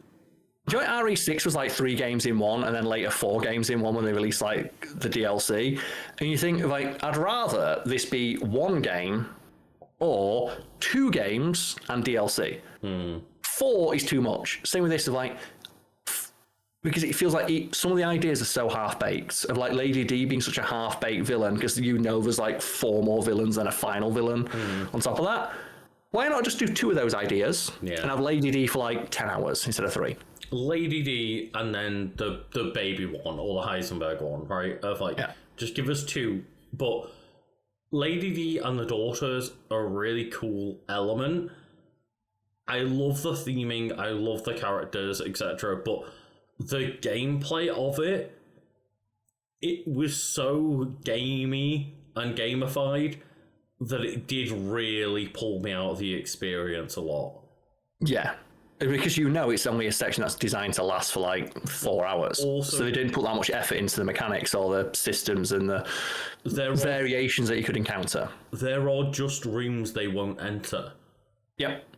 And it's very obvious that they won't, because obviously they don't expect you to spend that much time in that castle. If you want to explore that castle. I was going for 100% get all the treasures and stuff, so I spent quite a bit of time in there, and trying to get everything in there made me realise, this room she won't walk into, this room she won't walk into, I can just pass by her doing this, and it unlocked like the really gamey, as I say, you can start to see the scenes, right? Yeah, I see through it, and unlike Mr. X in Resident Evil 2, where it's just there is a safe room or 2 where just the safe rooms Mr. X will go into, but anywhere else you are in danger, and that is. I still think one might, yeah. But it feels like it's true, because the only other room I can think of is one puzzle moment where you're technically safe, but not to mention as well, that room over and over again. You just go in there once and you're done.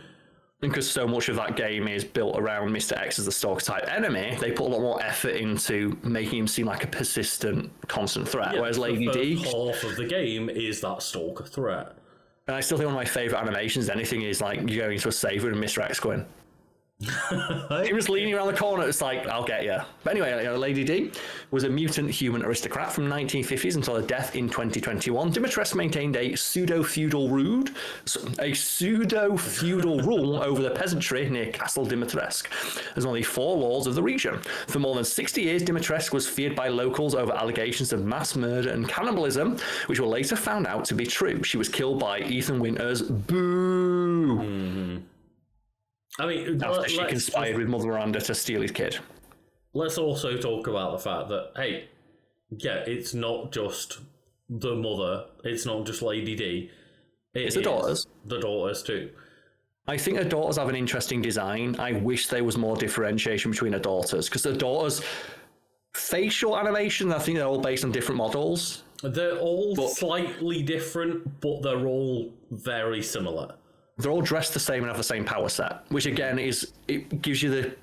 I think I didn't realize there would be like 4 bosses, but I very quickly realized how I'm not going to be in this castle for long because there's very little variation between these characters. So clearly, from a gameplay perspective, they don't expect to spend too long fighting them. So I broke out, and the first one of the 3 daughters was killed within 20 minutes? 2 seconds. Yeah.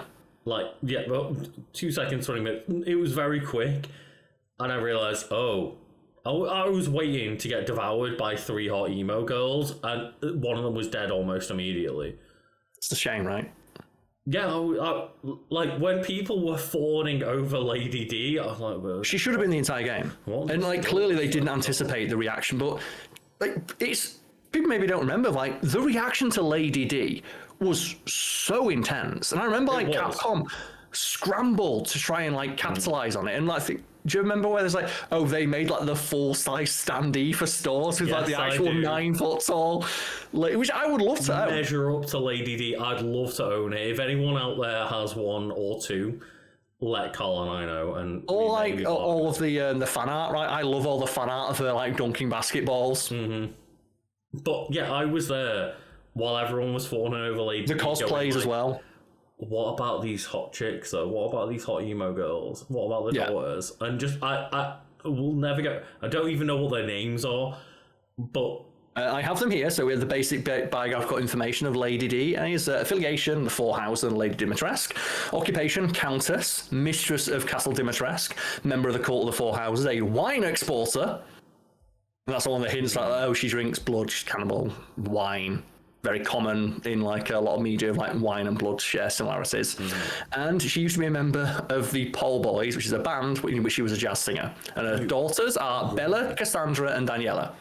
And yeah, just any 4 of those, any one of the 4, and all 4, they can devour me. Yeah, and Lucas, we have it here. Height 9 foot 6 inches tall. Yeah. And I think that's the most interesting thing about Lady Dimitrescu. I remember the initial reveal where she like swans into like the scene for the demo. It's like, that's a cool design, lady with the big hat. We've not really seen that character like design style or archetype in a Resident Evil game before of like a noble lady. And then she just walks towards the camera and just keeps growing. It's like, oh shit. And then you realise it's like step on me territory. Yeah. Yeah. But it reminds me of, do you remember like in Force Awakens when they introduced Snoke? And his hologram's like 19 feet tall. And for that split second, you think, is he a giant 19 foot tall Sith Lord? And it's like, it's just hologram. And then you find yourself getting disappointed that Snoke's not 19 feet tall. And he's like 7 foot tall or something, yeah. And he's on his chair and he dies, he gets cut in half. But it's like that, isn't it? Of like, yeah, what? It makes me more annoyed that there's not more character like designs. Like 9 foot tall hot lady chasing me down with like fucking talons.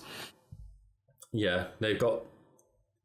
They absolutely nailed the design with just they've got the 3 hot emo girls, I'd say the goth chicks, and then just the step on me mummy, and it's like, yep, you've done it, well done. It should have been the entire game. Just solved it, and then it should have been the entire game. Yeah, and then it turns out, especially in a game that centers around like parenthood and child, and like Lady Dimitrescu's daughters are adopted and she's abusive towards them, whereas Ethan Winters is trying to get his daughter back because he loves her.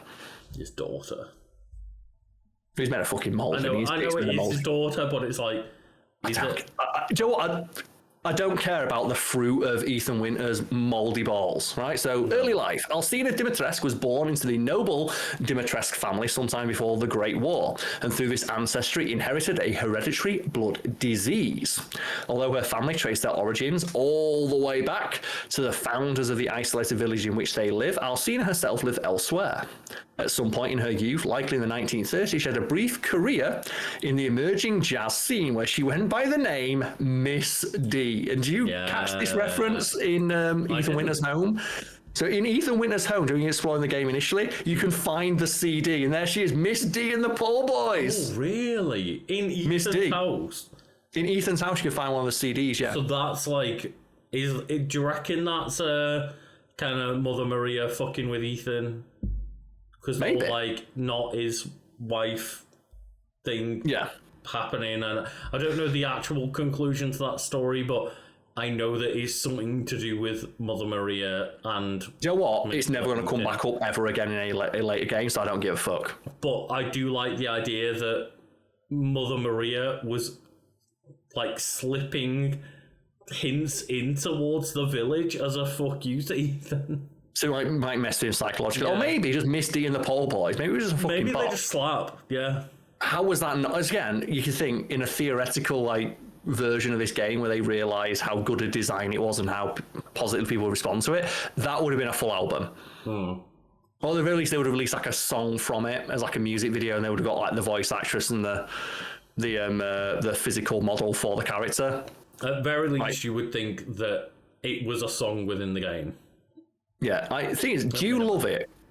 I say, of course you do, because it's awesome, but how much do you enjoy when you see like voice actors for games when they dress like their characters? Oh yeah, it's great. I always love when you see that, right? I think like Brianna White, who does like Aerith from Final Fantasy, I love that she did like the Sheriff cosplay. And I think Lady D's like facial capture model has done like Lady D cosplay.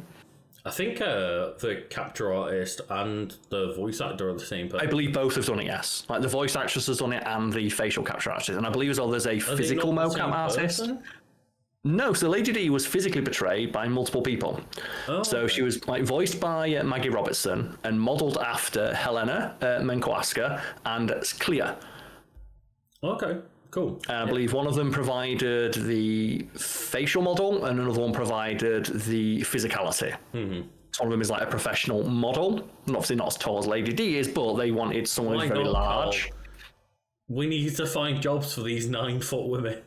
Do you know what it reminds me of? Like when they did like She-Hulk and they brought in an actual 7.5 foot tall model to serve as like the physical stand-in for CGI. I remember thinking when watching the behind the scenes of like this super stacked model, like why is she not just the Incredible Hulk or the She-Hulk? Yeah. Why do they not just have her play the character? And yeah, I don't know why. Like maybe it's just a case of I don't know, because maybe they didn't perform well enough in terms of like the voice acting or something. Maybe, but I don't know. It's a shame, really. But yeah. Just like every now and again you hear about stuff like that. Why did they don't like, or at least get a cameo in their show, right? Yeah. And yeah, I just I'm always baffled by things like that of just why did they not just get the person. Like when they have someone there who can physically play the character and they CGI, it's like for Star Wars. Joe White, they did the Luke Skywalker cameo in Mandalorian. The guy they CGI'd Mark Hamill's face onto looks exactly like Luke Skywalker and physically portrayed the character, but then they CGI Mark Hamill's face onto it. It's like, why not just let him be Luke Skywalker? But then and the answer is because badly CGI'd and like deep-faked Mark Hamill. And the answer there is because if you let him be Luke Skywalker, then he's Luke Skywalker and he gets paid more. If he's just random stuntman, you CGI a face you already own onto, then you have to pay him. Yeah, true. But either way, so he mentions here that after, like, you know, hanging up her jazz singing boots. My funny thing is Rose Winters listens to it, so his daughter listens to the CD. In the aftermath of the Second World War and the abolition of nobility, Dimitrescu returned to her family's former land, which fallen under the control of the neo-pagan cult worshipping the Black God. Prior to 1958, at the age of 44, Dimitrescu was lured by the cult leader, Mother Miranda, to a crypt beneath the village cemetery, where she was surgically implanted with a Caddo parasite. The purpose of this experimentation was to determine her viability as a candidate that would become host to a parasitic intelligence. This experiment mutated Alcina's body considerably, granting her regenerative capabilities, retractable claw-like nails, and the ability to transform into a boring shit-looking dragon. Yeah, it also didn't stop me kinda shooting it a few times with a shotgun and killing it. Yeah. It would have been so much more interesting if it turned her into just an even bigger version of herself. But it did say here that it halted her aging process, maintaining her appearance in perpetuity. But what I like about Lady Dimitrescu is very like atypical character design for a female character in a game. Not only is she like 10 feet tall, she's also in her mid-40s. So we have like a middle-aged 10-foot tall woman, which is completely unique to Resident Evil 8. I can't think of another character that you can describe as that. And that's interesting, right?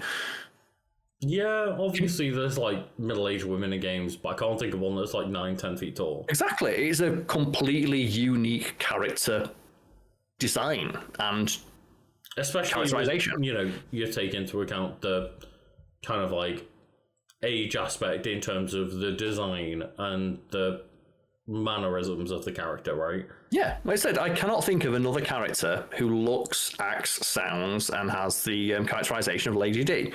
So it's a complete triumph in terms of character design because it's completely unique and recognizable to that game exclusively.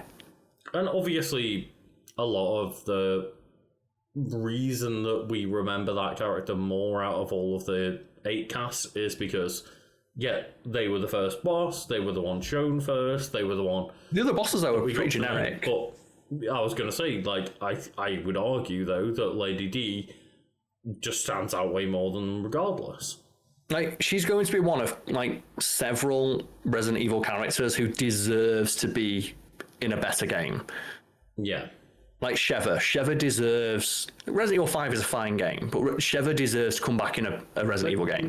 Lady D should have been in a better game where she's the focus. Yeah, like, you and I appreciate 5 in terms of the multiplayer aspects and the mercenary And its camp value and a lot of more, like, the kind of gameplay elements of it, more so than the story. But, yeah, Sheva's a really cool character and kind of got done dirty by that being her only game. She should be in a better game, yeah. But he mentions here that this experiment mutated Alcina's body considerably, but in spite of these impressive biological changes, the resulting mutation did not nullify her blood disease, requiring her to partake in a steady supply of fresh human blood to maintain her health and youthful appearance. Her newfound ability to regenerate also resulted in her growing to inhuman proportions, which could result in her growing uncontrollably if left unsupervised. Therefore, she was judged to be a failure. I mean, I guess. My favourite thing about Lady D as well is it's very clear they've tried to make some changes to the house to accommodate her stature. But I love like the visual storytelling of she's still growing, because as you go through the house, you'll encounter like slightly bigger furniture, but she still has to duck under door frames because she's still growing. Yeah. I do like the fact that, yeah, you get a character that's chasing you that, oh, okay, well, one slight moment of just a pause is the moment where she has to walk through a door and she's like... Yes, and I love as well because she's so committed to maintaining her aristocratic demeanor. It's perfectly like within like the game's own logic that she would do that because she would never demean herself by taking her hat off. Like she could, if she wanted, she could run after you because she's a giant monster. But she refused to do that because she absolutely refused to abandon that aspect of her humanity and femininity. Until she turns... Like she still wears high heels. Yeah. Which I think is stupid. Yeah. Even though I've played through that portion of the game and understand what is happening in the moment, I still don't understand why they made that decision, because... It's because it mentions, like, on the design thing, of initially they had the idea of fighting a dragon in a castle, and they worked backwards from that visual. And do you know what they could have done if they wanted to have a dragon? Just have Lady D turn her daughters into a dragon. Or summon a dragon. Summon a dragon. Or just, like, a dragon-like creature that lives underneath the castle that she controls, because she's Lady D. She could control a dragon. Dragon or dragon-like creature. It's not going to be a dragon. Creature, whatever. Apparently, just design-wise, they work backwards from the image of a dragon in a castle and wanted to create that. And oddly enough, he does mention that Lady D has the ability to transform and untransform at will. And the same is true of every boss in the game. They all can transform, and they all supposedly in canon have the ability to transform back into their human forms. Why did they never show that? That would have been so interesting. You've just also reminded me of, like, the first massive frustration point in that game. Go on, go for it. So, you get chased down by a bunch of werewolves in the intro. Yep.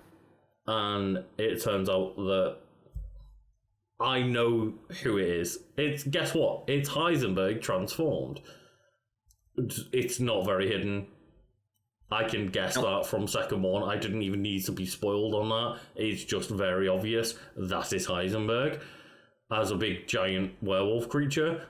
And just, yeah, he stomps you, and he's meant to stomp you, and there is no way of getting out of it. Game doesn't stop me using all of my healing and ammo resources to get out of that situation, though, does it? It lets me utilize all of that shit and run out of everything to then only find out that I was stuck in a situation that I'm meant to die in.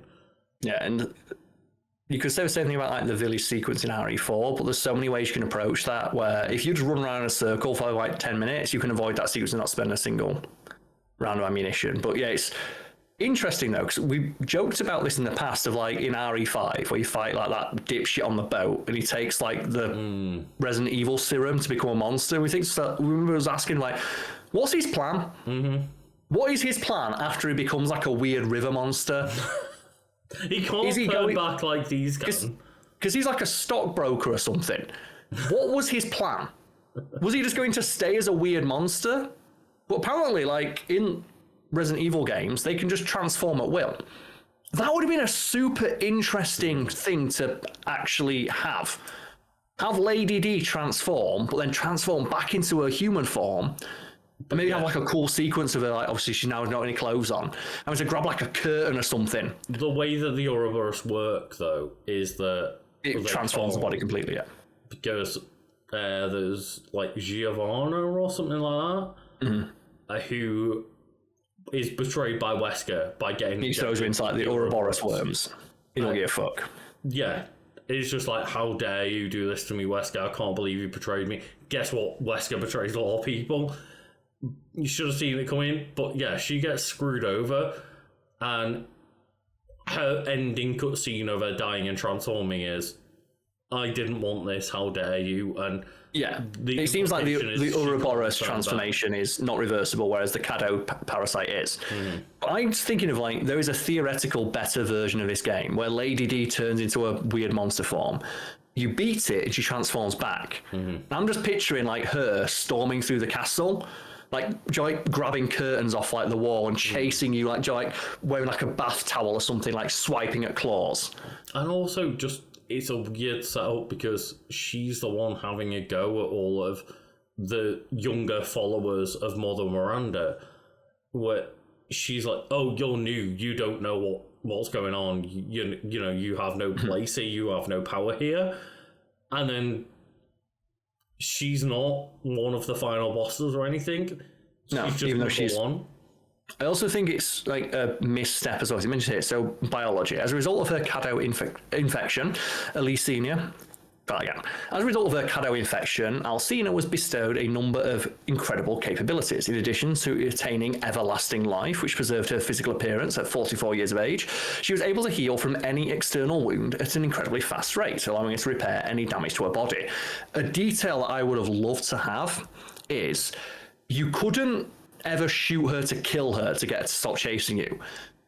But if they put more effort and had more time, I would have loved a system where if you shot at her enough, you'd damage her dress or her hat, and she'd leave to go get another one. Well, Joe, she's so... One of the things you find out when you read all like the journal entries and stuff is that Lady D is just like horribly insecure about her appearance.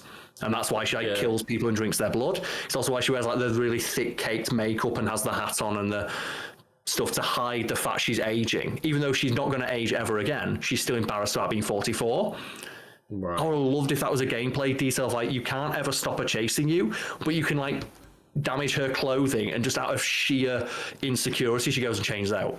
And comes back and you could have different outfits. You could put in a different outfit. I would like that. And you have the like mechanic of shooting off Mr. X's head. The fact you can't shoot her hat off is such a misstep, right? And like Mr. X has such a massive, obvious weak point. Not a weak point, but like if you could shoot Lady D's hat off her head, and that would make her leave to go get another hat. And that would be so much better in terms of like how you get around her in gameplay than me just kiting her around into rooms that she can't go into. Or alternately, you step across, like have mud on the floor, and she refuses to walk across you wearing a white dress. But instead it was just, here's a courtyard where you're just going to do circles around her, and that's about it. I just think if she'd be... basically every single environment she's in is a circular environment where you can just run away, go to a room where she won't be able to get you in because she can't go in that room, and then you're fine. Yeah, and that's what I think. In a game where she'd have been the primary, like, antagonist, or had been like the antagonist for a bigger section of the game, there's so much you can do with her already established character and personality and gameplay. Like I said, the idea of, if you shoot her enough, she's not going to die. Like Nemesis, you can shoot Nemesis and Nemesis dies and he always comes back. If you shoot her enough, you'll damage her outfit, and she's like, well, I'm not chasing you, like, not looking my best. Yeah, and don't get me wrong, I think that Lady D is a better version than Nemesis was in the remake. She's a hot lady with big tits. Well, just in terms of mechanics alone, because Nemesis only shows up for boss fights, essentially, in the 3 remake. Mr. X, I think, is better than Lady D. I do have to put my hands up and say, I have literally speedrun Resident Evil 2 maybe 30, 40 times. So maybe it is just an element of, you know, that being quite unique to my experience where I could just see the game systems at work.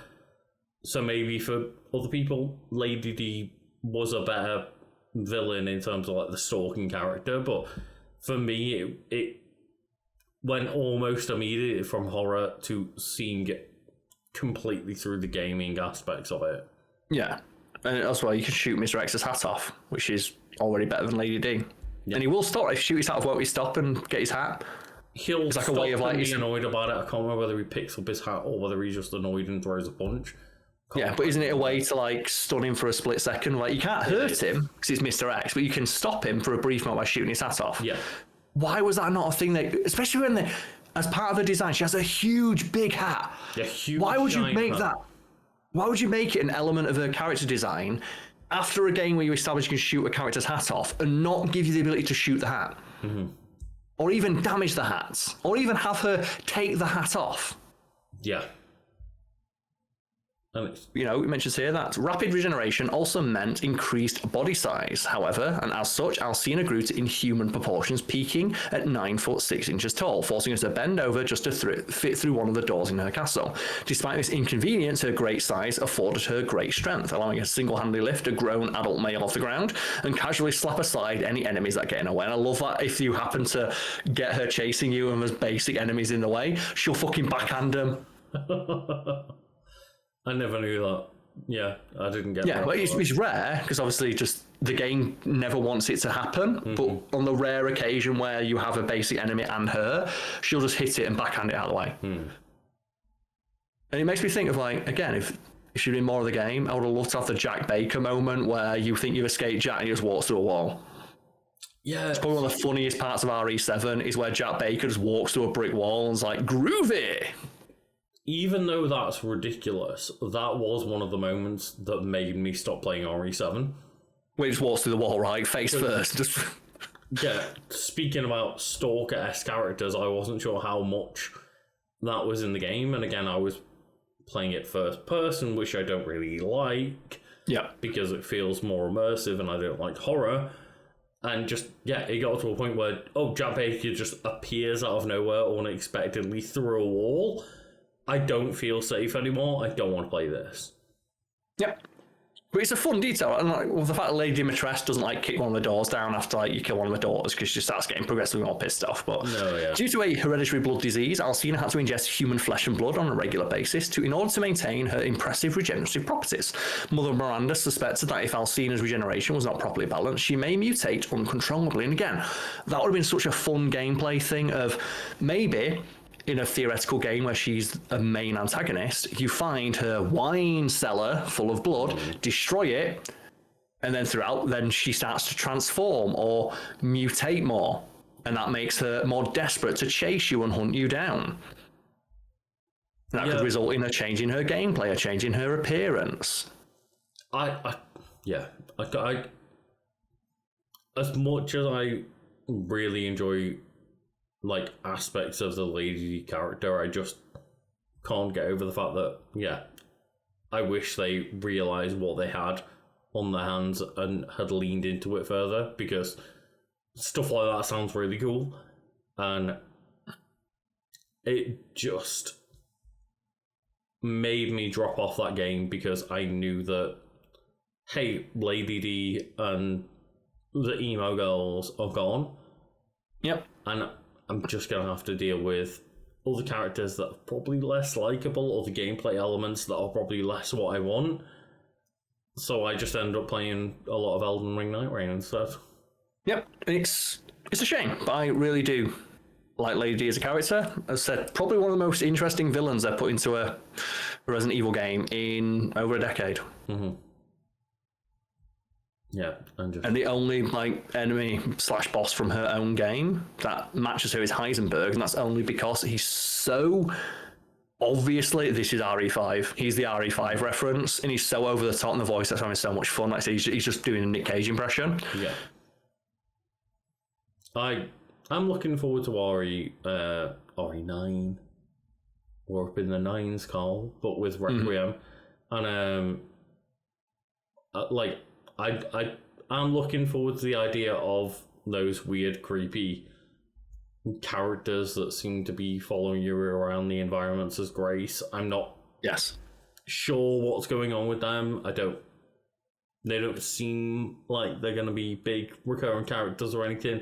They just seem like they're going to be scary bosses. But yeah, we'll find out. We don't know much about that game apart from the game being leaked and me trying to avoid all the big leaks that have happened. I'm avoiding all spoilers, yeah. Yeah. But please, Capcom, just give us a Lady D like pre-make or prequel. That'd be really cool. As well, you can set, if you set it in like the 1920s, like completely different gameplay style, right? If you're going to set like a Lady D like prequel series or prequel game, you could even as well do if you're going to make a TV show out of it, do like early Lady D before she grows to 9'6". Yeah, true.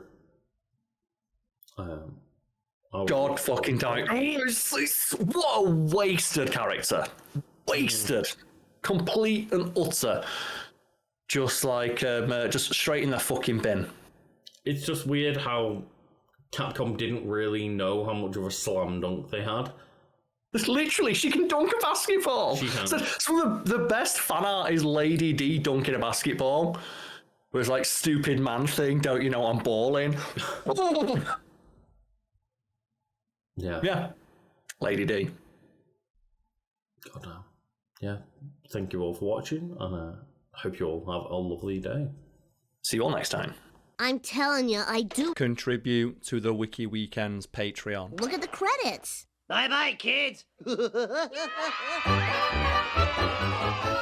I'm Kent Brockman. On the 11 o'clock news tonight, a certain kind of soft drink has been found to be lethal. We won't tell you which one until after sports and the weather with Funny Sunny Storm. Carl, I think that was a good video. What about you?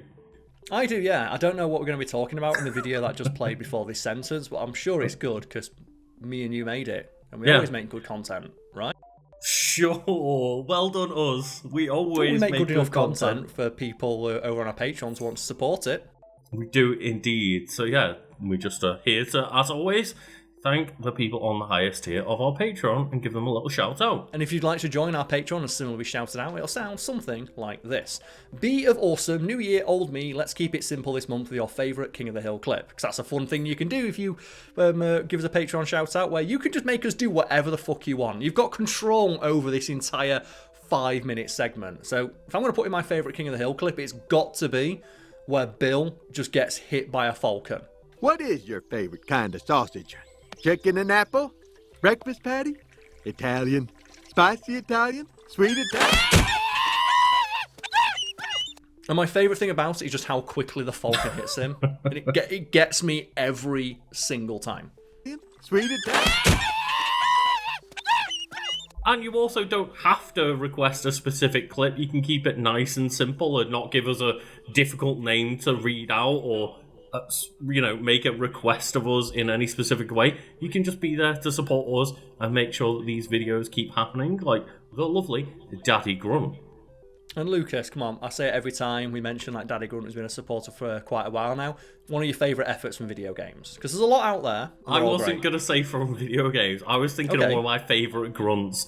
And it just put in a grunt from both of the Williams sisters when they're playing tennis. Of just, compared to when she first came on tour. Like, I don't think anything can top like it's Anna Kournikova, right? Where she had like a 150 decibel tennis screen.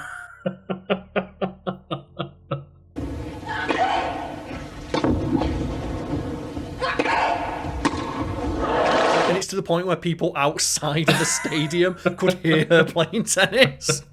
Dear God. Redonkulous, right? But moving swiftly on, the next bit of shout out is Fallopian Starship and the Tunnel of Love. And we've gone from a woman screaming really loud to that name, and I'm not sure how to feel about that. Hey, maybe that's just another woman screaming real loud, Karl.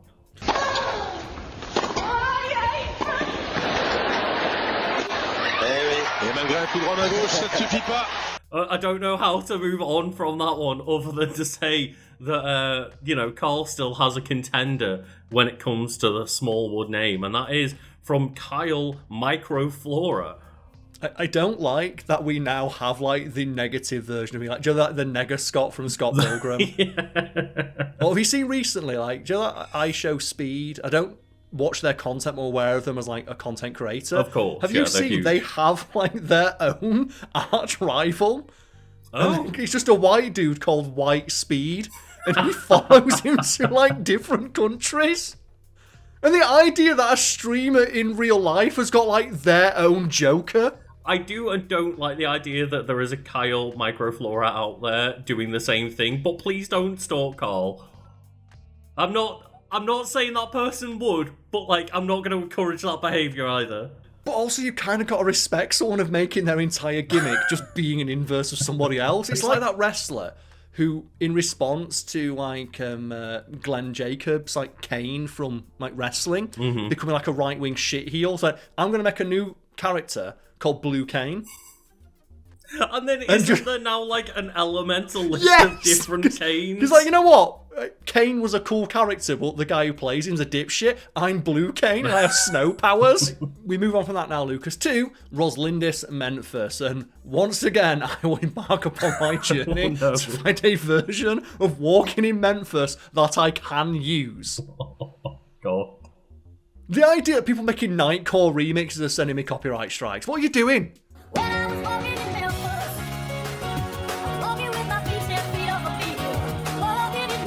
Also, have you heard as well, like, apparently younger people don't know what Nightcore is, so they're calling it, like, TikTok version. I was like, no, fuck off, it's Nightcore. It's Nightcore. It's Nightcore. That's my culture, and I will not have it disrespected. That to Karl is as core to his character as wearing skinny jeans and Converse forever. It is Nightcore, man. You can't take that away from me.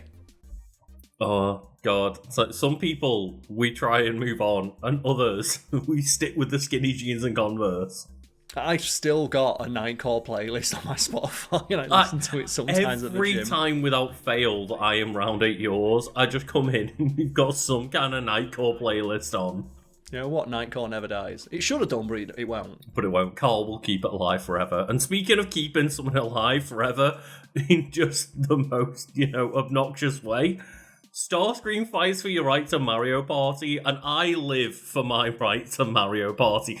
Karl knows this, of like, every single time we meet up as friends, I am the obnoxious friend that goes, give me an hour. Give me an hour of what I want, and I want to play some bad Mario Party. And I contend one of the funniest moments of our friendship that's actually been captured live in HD is we were playing Mario Party, like, on Twitch, and someone got the Bowser Revolution, and it stole all of your money, and just our friend on the mic went, Communism! No, it was me, Karl. Oh. I made the players, Waluigi, to go to the Bowser space on purpose as my last gambit on the last turn, and we got the Bowser Revolution and Communism happened. And it stole all of your money. It stole all of your guys' money and made me win the game. Oh, That's whatever happened, I'll put the clip in of us losing our shit to communism. But Communism. my money! money! Communism! Take it all! Communism. Clear him out. Yeah, baby! Oh my god! Clear this man out. We move on now to a shout out that Lucas specifically requested that I do, because when you tried it in the last month's shout out, you got so embarrassed by your own pronunciation. You're like, I can't do it, Karl. I can't do it again. We have to once again give a shout out to a long-time supporter of Tinagui Horshata, and they follow that up with more words that are very difficult for me to pronounce. I'm unfamiliar with the language, but I'll give it a go. Which is Nitlakat 1 Nietzsche Kapastani 1 Neo Lepatok Mosla Nikneki Etel. So I did look it up, and the translation like loosely translates to give this one a go, white boy. Oh, I thought you were joking. No, it doesn't. No, it's a joke. I'm so gullible. Oh. Absolutely not. That sounds highly offensive. Does it, white man? We have to give a shout out to, speaking of white, we've got some little ghosts on the go. So shout out to ghost emoji, ghost emoji, ghost emoji, ghost emoji, little underscore ghost, ghost emoji, ghost emoji, ghost emoji, ghost emoji. The army has not expanded this month, but we'll see what happens next month, Karl. What would you do if it turned out that person like a serial killer and that's their victims? They can only add a new ghost when they've made a new kill. Oh, I really hope that joke doesn't come back to bite us in the arse. That could look real bad in the future, so please, That little could ghost. look real bad out of context. Please, little ghost, be a good ghost. Be a good person. Oh dear, but yeah, thank you to everyone that keeps the lights and mics on over at Wiki Weekends. We couldn't do this without you, and yeah, it's just extremely appreciated. And thank you all. Yeah, this level of support is not expected, but is very much appreciated, as Lucas said. Yeah. See you all next time.